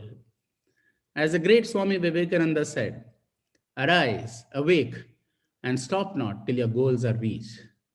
May I request every one of you to arise to the challenges and the opportunities that are there in New India. Awaken your innovative talent, your curiosity, your passion, your ability to create solutions within you, and stop not till the Atmanirbhar Bharat goals are reached. Thank you so much for giving me an opportunity to share a few words on this particular occasion. Thanks a lot, sir. That speech was really very inspiring and motivating. We actually have a lot of questions coming in. Would you mind answering a few of them, sir? Sure, no problem. Yeah. Yeah. So this is a question by Ansh on YouTube. So you spoke about the demographic divide of India, dividend of India, and that we should ensure that we are able to take full advantage of it. So what role can the educational institutions of the country take in order to do that? Yeah, so the educational institutions should actually empower students and move them away from a rote learning, focus to innovation, entrepreneurship, problem solving focus. We need to empower our people with problem solving, innovative mindsets. So I think the educational institutions are now aware of this, and most of the educational institutions and universities at the tinkering labs, for example, is already being rolled out in schools. We have more than 7,000 tinkering labs operational and 10,000 selected across the country. The new education policy has been rolled out, and the new education policy focuses on building this problem solving, innovative mindset in our young students. Also, it is giving as much importance to technical education and experiential education rather than just theory focused education. See, theory is important. We all have to know the theory, but it's important to apply this theory through technologies and solutions, whether you learn physics, chemistry, maths, biology, history, geography, whatever subject, there is an ability to apply them in the field for creating solutions. And somewhere we have neglected that part of it. Secondly, if you look at the advanced economies like Germany and America and so on, technical institutes are considered to be as important as academic institutes or engineering institutes and so on. We have somewhat relegated it to a next level, but that is being changed by the new education policy, and people who are aspiring to be, because there are many of us who aspire just to be technical people who like to play around with technology or tools, whether it is in construction or plumbing or mechanical or whatever, and they can rise up the value chain and switch on to a degree even after some time. So those are being enabled. But I think it is very important for education universities to instill in the young student right in the fourth year or the third year innovation as an element of their learning. So what can you do? For example, many of you who are graduating, you may not have had the opportunity to go to a nearby village and actually see what innovation you can do, which will be able to help that village. So we don't know what the problems of people are. And when you don't know what the problems are, you don't create a solution. And you actually miss an opportunity to create also a commercial venture as a result of it. So I think that needs to be further encouraged, and more universities are becoming aware of it. Thank you, sir. Thank you for that very insightful answer. So we have somewhat of a follow-up question to this. It is that how can we reduce the brain drain from our country? How can we stop our talent from pursuing education and careers abroad? So I think actually one is you have to awaken to the opportunity that is there here. Okay. And there is a lot of opportunity in India, and the brain drain is reducing. I would say if I go to the IITs, as I heard recently, very few percentage of IIT students are actually going abroad for higher studies. They would rather become entrepreneurs and startup creators in India, or many of them choose to remain back in India. So the brain drain, in a manner of speaking, is decreasing, but still we need to ensure that we open up the opportunities landscape to all the students. So I think when setting up world-class incubators in India enables that. See, every university, according to me, world-class university should have an incubator, because an incubator allows a young student for 2 years or more, supports them in their startup venture and their drive. And many of you, like you may be, for example, saying, hey, I want to create a startup, but then you are worried, what about my salary? Who's going to take care of it? I have some old parents to support. But if for 2 years you are being supported and your startup venture can take off from there, then you are in good shape, right? So more and more we are looking at every university should have an incubator, and that is happening now. Every university is going to have an innovation cell, and from there having incubators, and that will stop the brain drain. Thank you, sir. So the next question is from Gitika. So she asks, what By do the you way, think I have no problem also of people going abroad for higher studies, but as long right? as they say that they want to come back and do something Yeah, useful, because you can settle to, a comfortable life there. But is that good enough from a long-term point of view? In India, you can have a very decent life today. Anybody who is educated abroad, when he comes back, he or she comes back, they get a very decent life, but they have a chance to contribute and create an impact. And always in life, we have to think, what is the impact that we are creating, not just to our life, but to the lives around us. Like Steve Jobs said, we want to leave a ding in the universe. How do you leave a ding in the universe? You can't leave a ding in the universe by just not venturing to do something original. And, in spite of he being kicked out of Apple, he started his next company, and then he started doing well, and then he was called back. So, you need that enterprising spirit in every one of us. Yeah. right, sir. Very true. I completely agree with that. So yes, sir. So the next question is coming in from Gitika. So she asks, what do you think of the new agricultural bill, and do you think that this can help bring in more agri-tech startups in India? Yeah, I think, I don't want to go into the politics of the bill, but reform is required in the agriculture area. And you need to ensure that you are able to encourage startups, you are able to enable the farmers earn more income, you are able to increase their productivity. And I think agri-tech is one of the fastest growing areas that can contribute to that, irrespective of the political part of the bill and so on. Agri-techs have a great opportunity. Precision agriculture, renewable energies, water management, waste management, reuse, circular economy, all of this is possible in the field of agriculture. And I have to tell you, out of the Atal Innovation Mission, 1800 plus startups, we have more than 163 of them are just agri-tech startups. So that's a number which is increasing, and I can see that happening across the country. It's a great area to be in. We need value addition. You see, we are among the largest producers of raw food, spices, nuts, milk, like I said, rice, and so on. I mean, so many fruits, but we are not in value adding products. And because we are not in value adding products, we are losing a large market.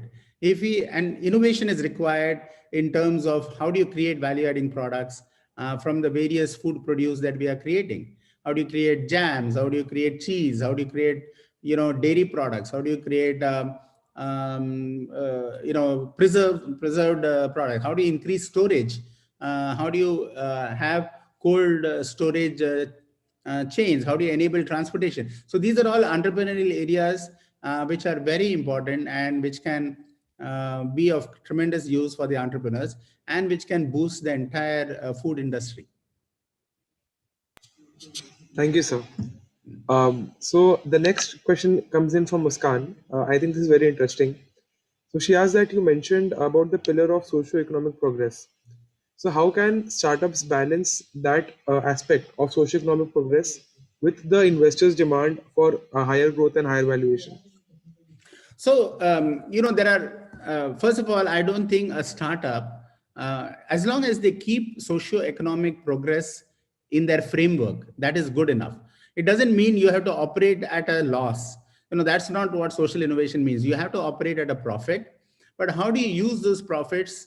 First of all, when you innovate, make sure that that innovation is aligned to sustainable development goals. Because if you're not aligned, then you're creating a bigger problem than you're creating a solution, right? So if you're creating a solution and which is going to demand more electricity, and how do you use renewable energy to be able to fulfill the energy demand?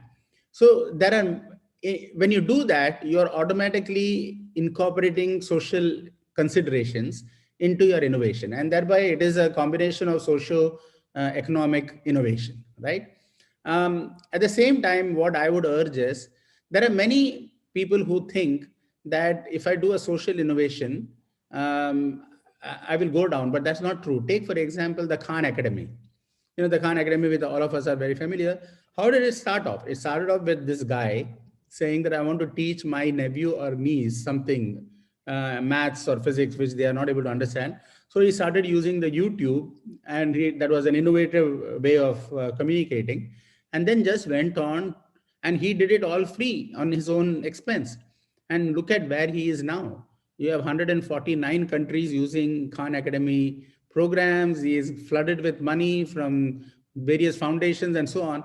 So I think social innovation, you will have many backers for you. If you're motivated from a social innovation point of view, you will find the money coming for a good idea to have good impact. Your idea has to be good. Your solution has to be good, and it has to have impact. And when that is there, money will automatically flow, and you will not have to worry about yourself.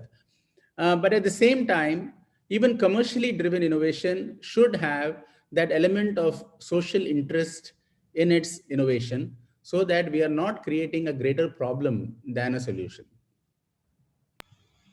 Thank you, sir. Again, a very insightful answer. Actually, sir, I would just like to share with you. We ESL of IIM Calcutta is also hosting a startup event this time, and a lot of the startups that are coming in are social ventures as well. So, what you say, I completely agree with that. That social ventures are also very important. So, the next question is from Divyanshu. He asked, "What, Yeah, according to you, are..." one more thing I want to say is that Yes, sir, sure. in a post-COVID-19 world, you're going to find more and more backing for social innovation, because already people are worried about what impact all this climate change and all of these things are going to have, and what impact social divides will have. If you look at even in the United States, in this COVID-19 crisis, more than 11 million of students don't have broadband connectivity for internet. So they were not able to do online schooling and so on and so forth. So even in advanced economies, this problem is quite big. And of course, in developing economies, it is even more. So we need to ensure that those divides are removed, and then a country can progress very fast. Right, sir. So, can I move to the next one, sir? Sure. Right. So Divyanshu asks, what, according to you, are the hurdles that an average Indian faces in starting up a new business, and how can we make it easier for them? Yeah, I think first and foremost, we are not trained on innovation. And so because of lack of training on how do you go about setting up an entrepreneurial unit or a startup, that itself is intimidating to many students, so they don't go venture that way. So I think teaching on that subject in schools and universities is important. Second is, of course, the support ecosystem, like an incubator, where you when you start your startup, you don't want to be spending too much amount of money other than on your core idea and your core innovation. So you need a supporting environment. So you need incubators, you need accelerators, you need plug and play places where you can work from home. You need digital connectivity. So something to enable all of that, and that's why it becomes more important. But I think today a startup has realized that you can work from home as long as you have a great idea, and you can do minimal amount of additional expenditure and be able to reach across and leverage various labs and various other. Today you have test labs available for hire, and more you're going to find. You have You can, subscribe to one place as an incubator. You pay per hour or per, per day that you use. And therefore your expenses can be minimal. So that is one thing that startups say, managing the expenses, but there are very innovative ways available today for you to manage the expenses. Third is mentorship. You don't have good mentors. Any startup should try to find a good mentor for themselves. They should not try to solve the problem by themselves, because you have some gaps in your knowledge about domain, technology domain, or the business domain, or marketing domain, and so on. So it's great to have a set of mentors, and if you have those set of mentors, you will be able to become a successful startup. Fourth is you need to take risk, and there is a lot of pressure from society, from peers. Your friend will come and say, "Arey yaar, why are you bothering about this? Abhi tumhe अच्छा job mila hai IBM mein, just take that job and go," right? So it becomes a very, very tempting thing for you not to, if you are strongly committed to a startup, to let go of that, and there is parental pressure and so on. So I think education and awareness about the opportunities can only address that. And more, people are seeing that startups are succeeding. The fact that we have 55,000 startups in India itself is testimony of that. So talk and interact with other startups who have been successful, and you will know how to deal with the situation. And I think finally, persistence and passion is very important. You cannot start in a startup world in a very tentative manner. You cannot say, "मैं 3 महीने के लिए let me try and see." 3 months में कुछ नहीं होगा. You have to give yourself a couple of years for your startup to succeed. You have to go through it. You have to be passionate about your idea. You have to work hard. You have to surround yourself with a couple of good people who will help you in this. So building a right team and use the right technology, and you have to be multiple skills in one person. But I'll tell you one thing.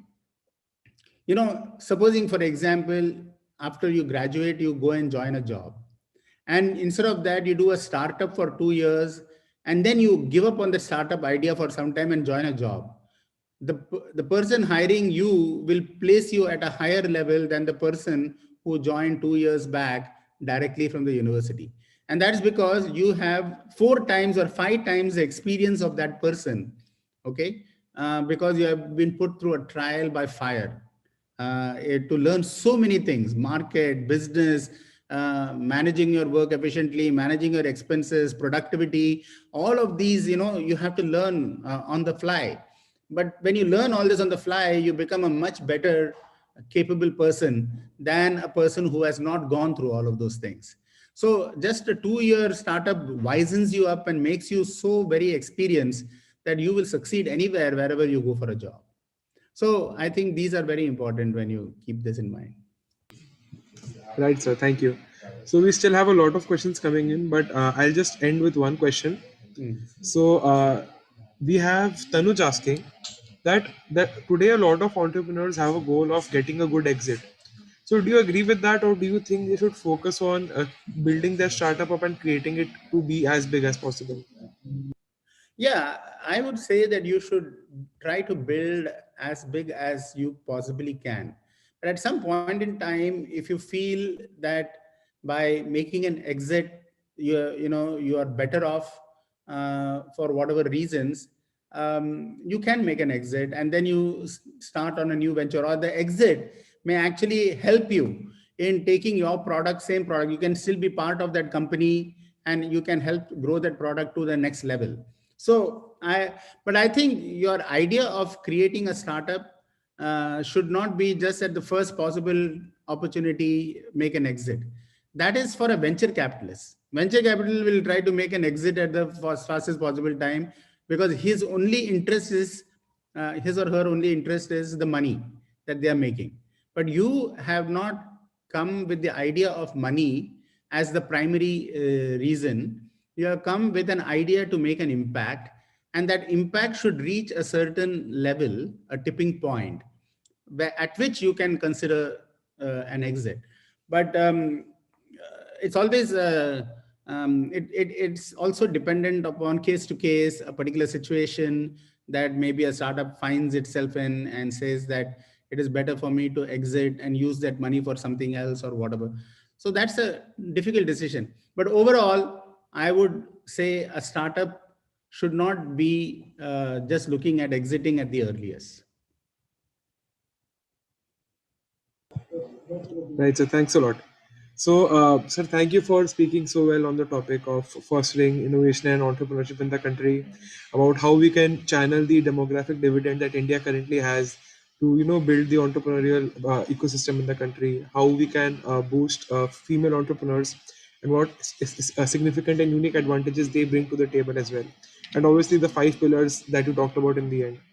I also feel that the answers to the questions were very specific and they're very insightful as well. So thank you for that. And obviously, sir, we know that you have a very busy schedule, and we are very grateful for you to take that time out for us and speak to us for an hour. And obviously, I want to thank everyone in the audience, both on Zoom and on YouTube, for joining us today. Thanks a lot, everybody. Thank you, sir. Thank you. Thank you, Vedant, and all the very best to everyone who has logged on. And may you succeed in whatever initiative that you take in your life. All the Thank very you, best. sir. Have a great weekend. Thank you, sir.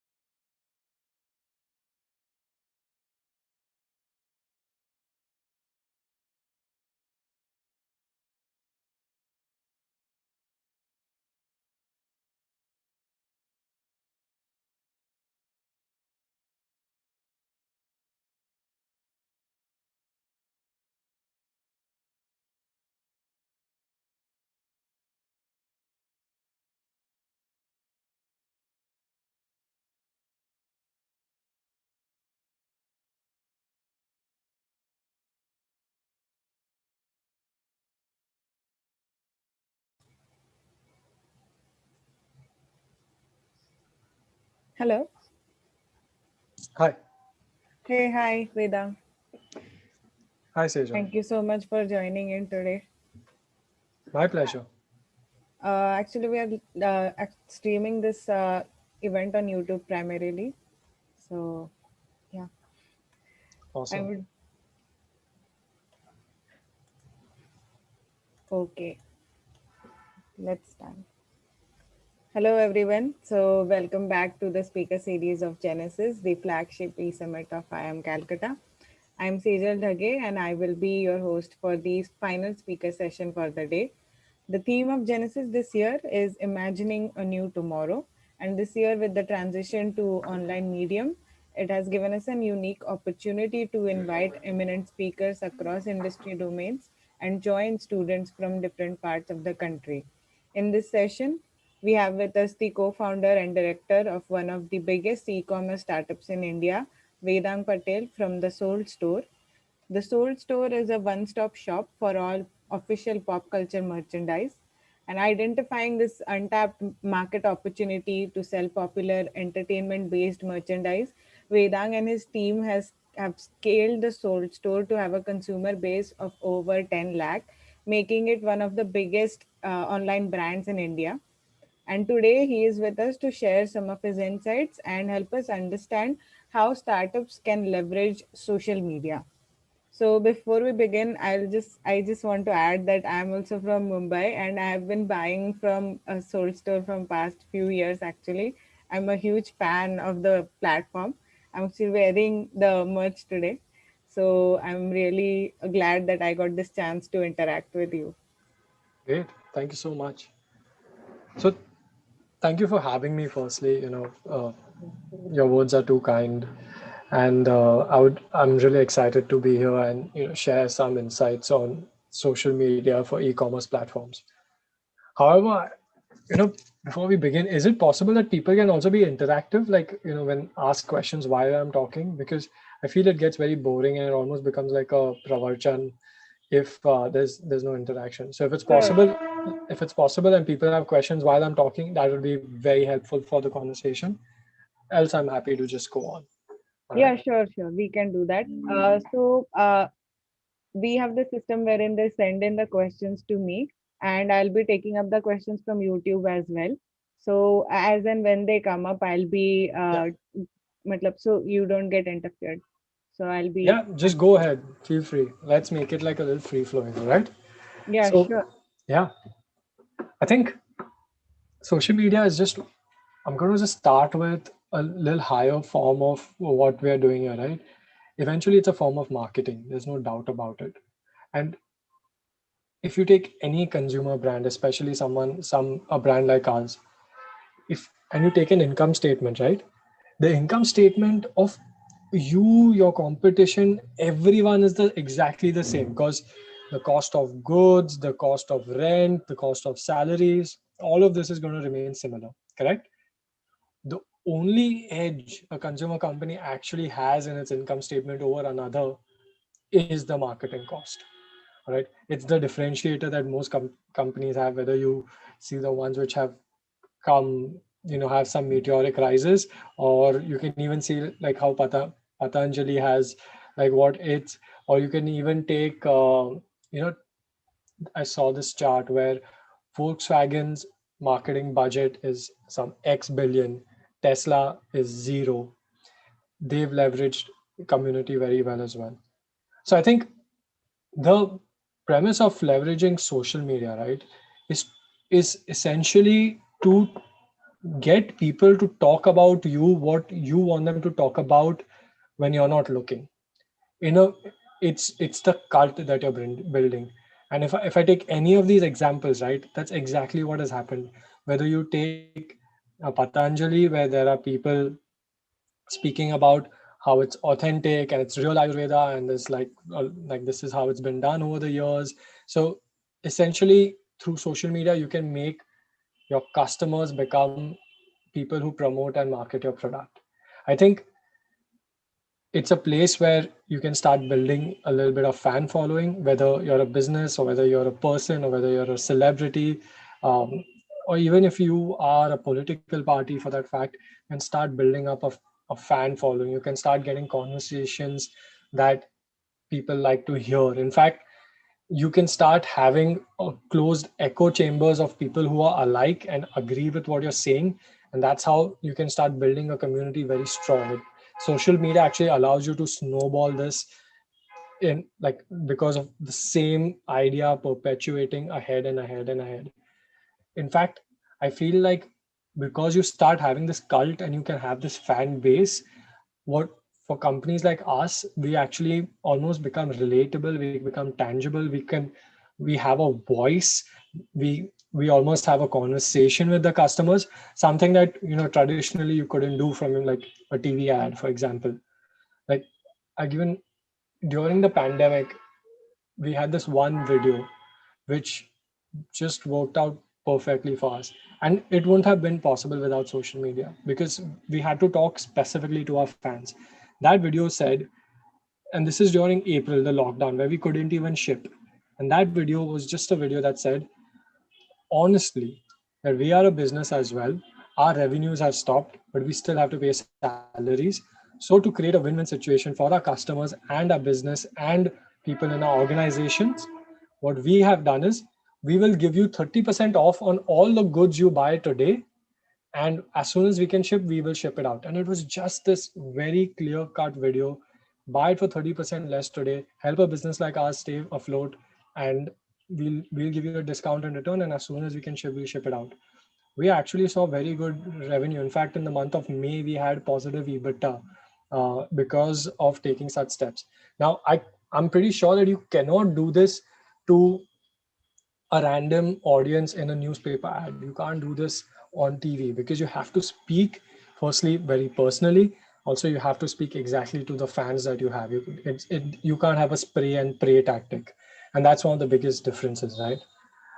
You can start listing out things that you're all about. You can stand for something on social media. It's much easier, as I said, because those conversations can keep going on. But most importantly, you get feedback. The feedback mechanism and loop on social media is not just extremely strong, but it's instant. I'll give you a very good example. When we did a sale for saying t-shirts starting at $2.99, for example, and there were very few t-shirts starting at $2.99, we could see the dismay of people, and we could do something about it instantly, because comments started coming into those ads. Oh, only 3 t-shirts are $2.99 out of the 500 or something like that. So this instant feedback is something that you can really leverage strongly in social media, and it's important that you actually have a team that takes care of this part as well. Anyone has any questions? So now happy to Yeah. take it. So there is a question from Aditya, which is startups are using social media, are depending of social media platform can be their weakness as well. For example, Amazon starting their own brands while having other sellers. So Yeah. So right now, that's the beauty of it. Look, if your business is solid and you are standing for something, you have nothing to worry. But because of that feedback mechanism that you have, and there's a very strong cancel culture that is there right now, you have to be careful that eventually you're not a predatory company. You aren't a company that's a little more capitalistic. I think it's so important, right? Especially in the West today, that you have to give back to society somehow. Capitalism in a way is looked down upon by most consumers out there. You have to somehow, I think it's like, whether you take so many of these brands which have risen dramatically fast, like whether it's Allbirds or Casper mattresses, or you take Warby Parker, they all have a very strong social message. The reason they have these strong social messages and they're very successful on social media is because, let's say, if I donate a spectacle for every glass you buy to underprivileged, then the person buying it says he bought it because he did this, and he feels good that as if he made sure that donation happens, right? He in a way facilitated it.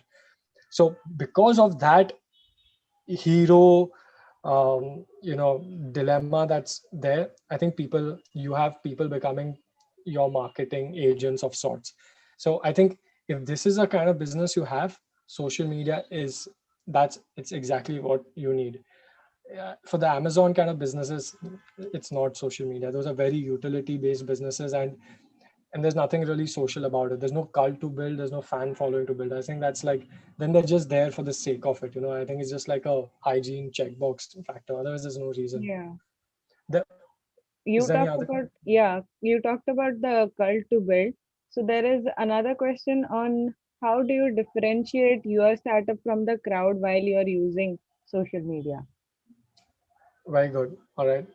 I think authenticity. People can see through bullshit very easily. It's so important to be authentic. And that's how actually what we do. There are 2 or 3 things which we do very differently. Firstly, we do not just love selling products for the sake of it. Like, you have, if I have to take an example, right? On social media, you can't have an ad for Amitabh Bachchan saying, here's Navratna tail, use it. But you have to make it much better. Like, there are some apparel companies like Gymshark. All right, Gymshark is a multi-unicorn in Europe which does athleisure, and its only marketing is through influencers, and it seems very authentic. Like, it seems like a better product, and that's why people buy it. If you ever see how Rock promotes Under Armour, I'm sure there's a very strong commercial deal there.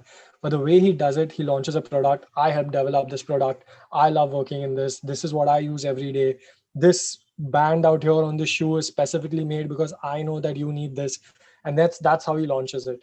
And that is actually how you make sure that there's a lot of authenticity in your messaging. And for us, it's very simple. Like, we do a lot of official merchandise, right? Like Marvel, superheroes, Harry Potter. And if you are a fan that's doing what you love, that's the recipe for success. Our messaging comes out as, we are fans. These products are designed by fans for fans. And there's a lot of other tweaks and quirks that will go there. Like, we don't ever switch from that. Like, if you have bought a Star Wars t-shirt and you've said, hey, where's my t-shirt, you'll get a customer feed. The customer care agent will give you some answer, but it will end with a, may the force be with you, or some Star Wars reference, or some Harry Potter reference if it's a Harry Potter. So that story of, hey, we are fans, that never breaks. And that shows in not just our products, but also the way we speak, also the way we market, how we celebrate fandom.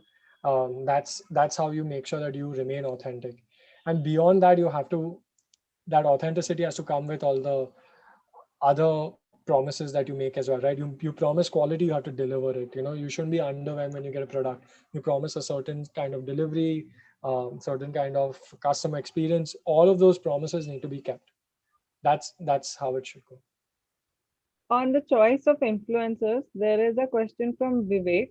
Uh, he is asking that how can startups prevent themselves from cancel culture upon the choice of their influencers which they've chosen to represent on social media? Yeah, look, there's a lot of tiptoeing that has to go on. There's no doubt about it. You have to be very careful, because eventually you are backing an individual who you simply can't, you couldn't control him or her, right? And if they do something that has a cancel culture, then you have to make sure that you distance themselves. In fact, I feel brands are so trigger happy to cancel the celebrities they associate with at the moment there is some controversy, and social media, as always, is judge, jury, executioner. Those brands are like, in a jiffy, they make sure that they distance themselves from those celebrities. So there's nothing you can really do. That's just where it is. I do see the negatives that you're talking about, or how polarizing people are today. There's just so much, as I spoke about that echo chamber, right? I'm sure you guys have all read about it and know about it, that echo chamber is something that you have to be very wary about. Things can get ugly for your brand very quickly. There is a question from Ankita that you have talked about the value that you give to your customers through your product. So Indian customers are discount seeking and shift brands when they get value product cheaper. So how can startups tackle this? And deep pocket is not a sustainable option for long. That is our question. Absolutely. I think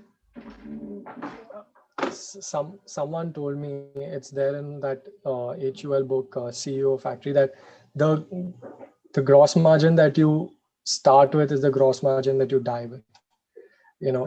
Uh, and I can go into various reasons why. Look, this doesn't mean you don't do your sale. This doesn't mean you don't do your inventory liquidation, because inventory management is eventually the most important thing in for an apparel company like ours.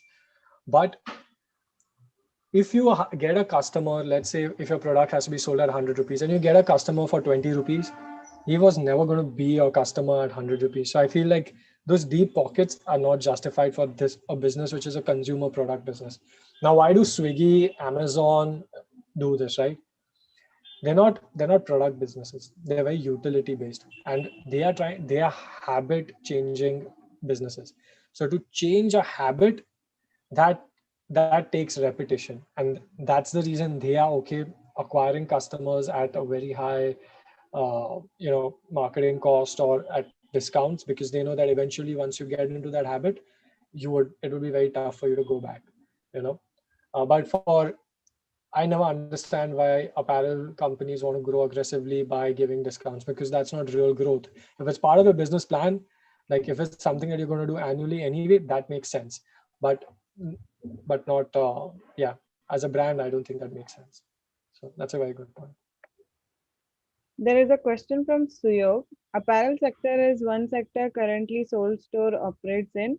Are there any plans for vertical or horizontal expansion? So not in the near future, because I think the opportunity for the apparel sector is just so big. We're in a country which has a very high population that you can eventually take care of. So not anytime soon. Also, the apparel sector's one amazing thing is it's not a winner takes all kind of business anyway, right? Which is why we don't have to burn like the Swiggies and all, because those are winner takes all businesses. Down the road, the aim is to kind of build this D2C image, the Soul Store, which stands for a few pillars of promises like good quality, good customer experience, nice guys who give back to society. Once you kind of solidify that in the market, then you can start doing other things, right? You can start getting into, like, your first adjacent would be stuff like performance wear and that kind of apparel. Your next adjacent could be, you can start doing shampoos, and you can start doing deos and things of that nature, and then you can start getting into experiences, and if you can get into kids wear, then you can get into toys. You can start building out this whole fandom centric D2C brand. More important than fandom, it's more about pop culture. So wherever the youth is today, we will go in that direction. It's very important to be agile and eventually to uh, continue growing where the money is. There is a question from Pratik.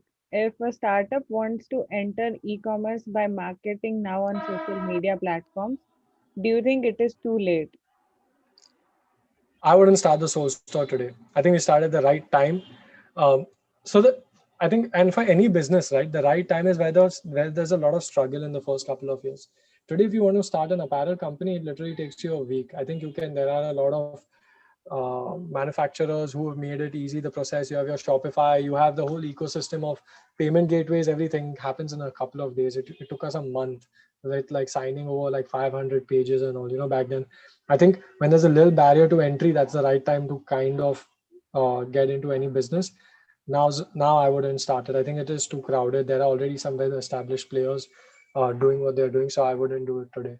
There's a right time for everything. So Jaideep has a follow-up question on that. What can you talk about your thought process before initiating the journey of Soul Store? Oh, sure. So I actually got admission to some of the IIMs before I started the Soul Store, and to my parents' dismay, I decided not to take it because I just didn't like the job I had in finance, and I realized post MBA is going to be just more of the same at a higher level, and I want to do something I enjoy. It just wasn't my cup of tea.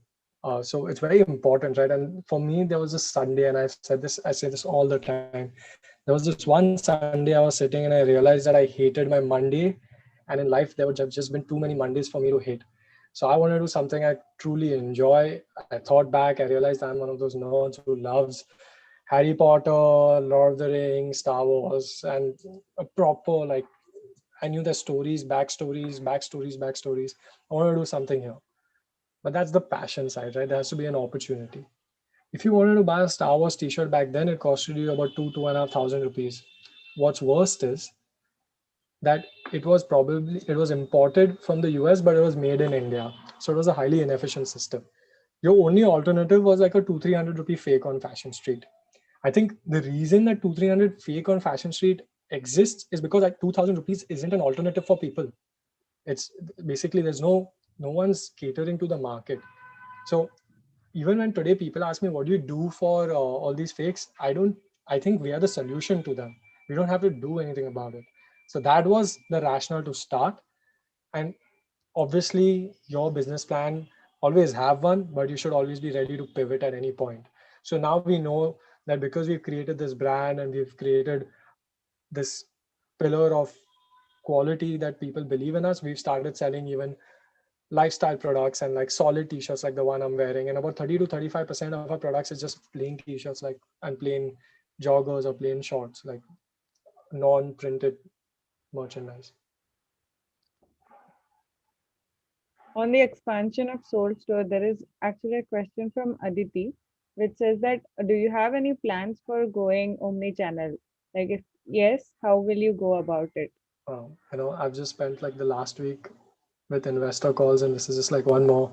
But great questions, actually. These are good questions. So omni-channel is, I'll first tell you about, we do have 3 stores and we are going to expand very aggressively. The reason that 3 stopped at 3 is because then the lockdown came. In fact, one of the 3 started during the lockdown.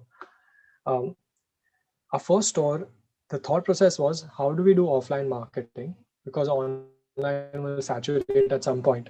And then I was thinking of having a billboard at Linking Road. And then we thought the best billboard would be a store. And then you have to do it correctly, obviously. Like, our stores actually are phenomenal. We have about 70% conversion on footfall at our stores, making an operating profit. But the thought process was to give tangibility to a online brand, to give top of mind, that authenticity which needs to come for an online brand. That's the reason we started the stores. So it's not going to be a revenue driver, but it gives that brand footing in the real world. So we do have a plan to start stores, about 30 to 40 stores in the next 3 to 4 years, actually. And yes, we want to be omni-channel. We want to have if you order at the store, I think this will happen in the next 6 months only. If you order at a store, you'll be able to return it online, and you can order online, return it at a store, vice versa. But the next step is that if you have this network of 30, 40 stores, right, in the next few years, then, and it would be in the top cities, then in the radius of about 5 to 10 kilometers, you can start giving online, you can start giving 2 hour, 3 hour deliveries. The ecosystem is set. You have Dunzo and Swiggy Genie and things of that nature. Just piggyback on their systems, and you actually give a customer experience which just that instant gratification model can come into play. So yeah, great question, great thinking, and I think we are definitely going to go in that direction. That sounds awesome.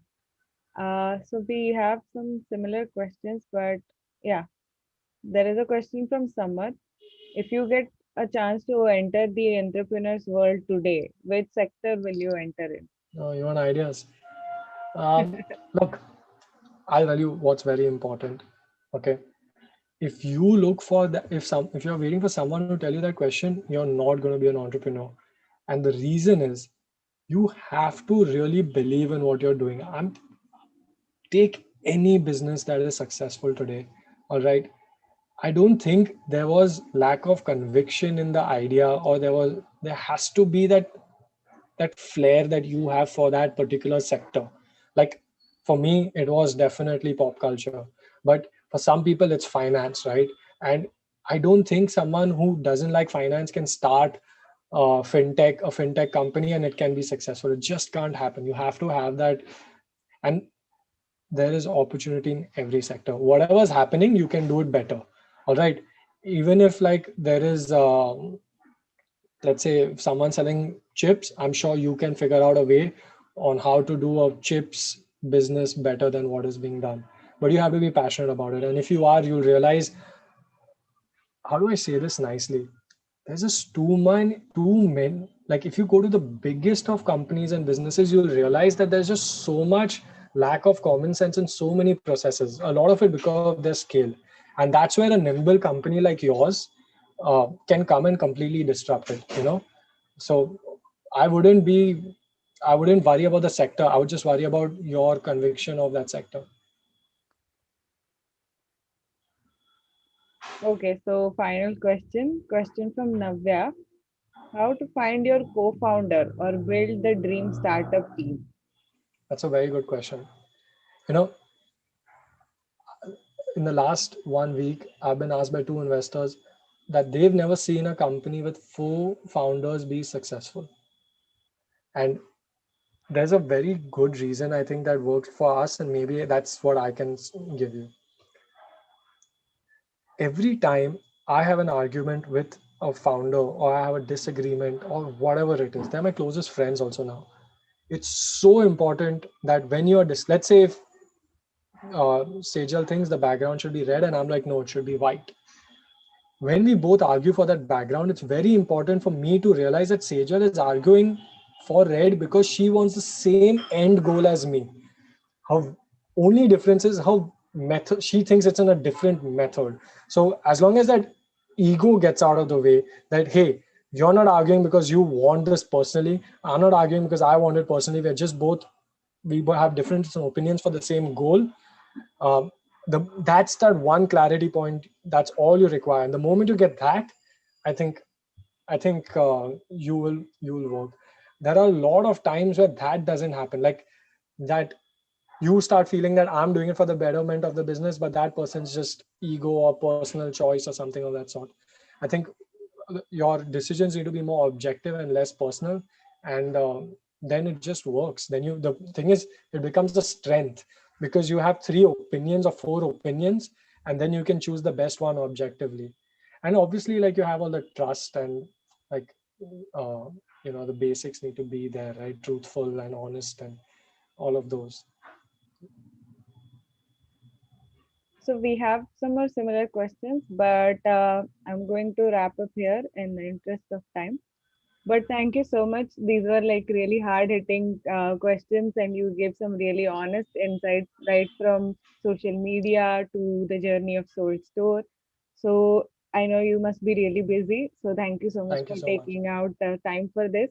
And everyone who's joined us from YouTube and Zoom, thank you so much for coming and asking these questions and making this a fun interactive session. And yeah, I'm sure it will help all the budding entrepreneurs moving on. Thanks, guys. Thank you Thank so much for having me. Bye. Bye bye.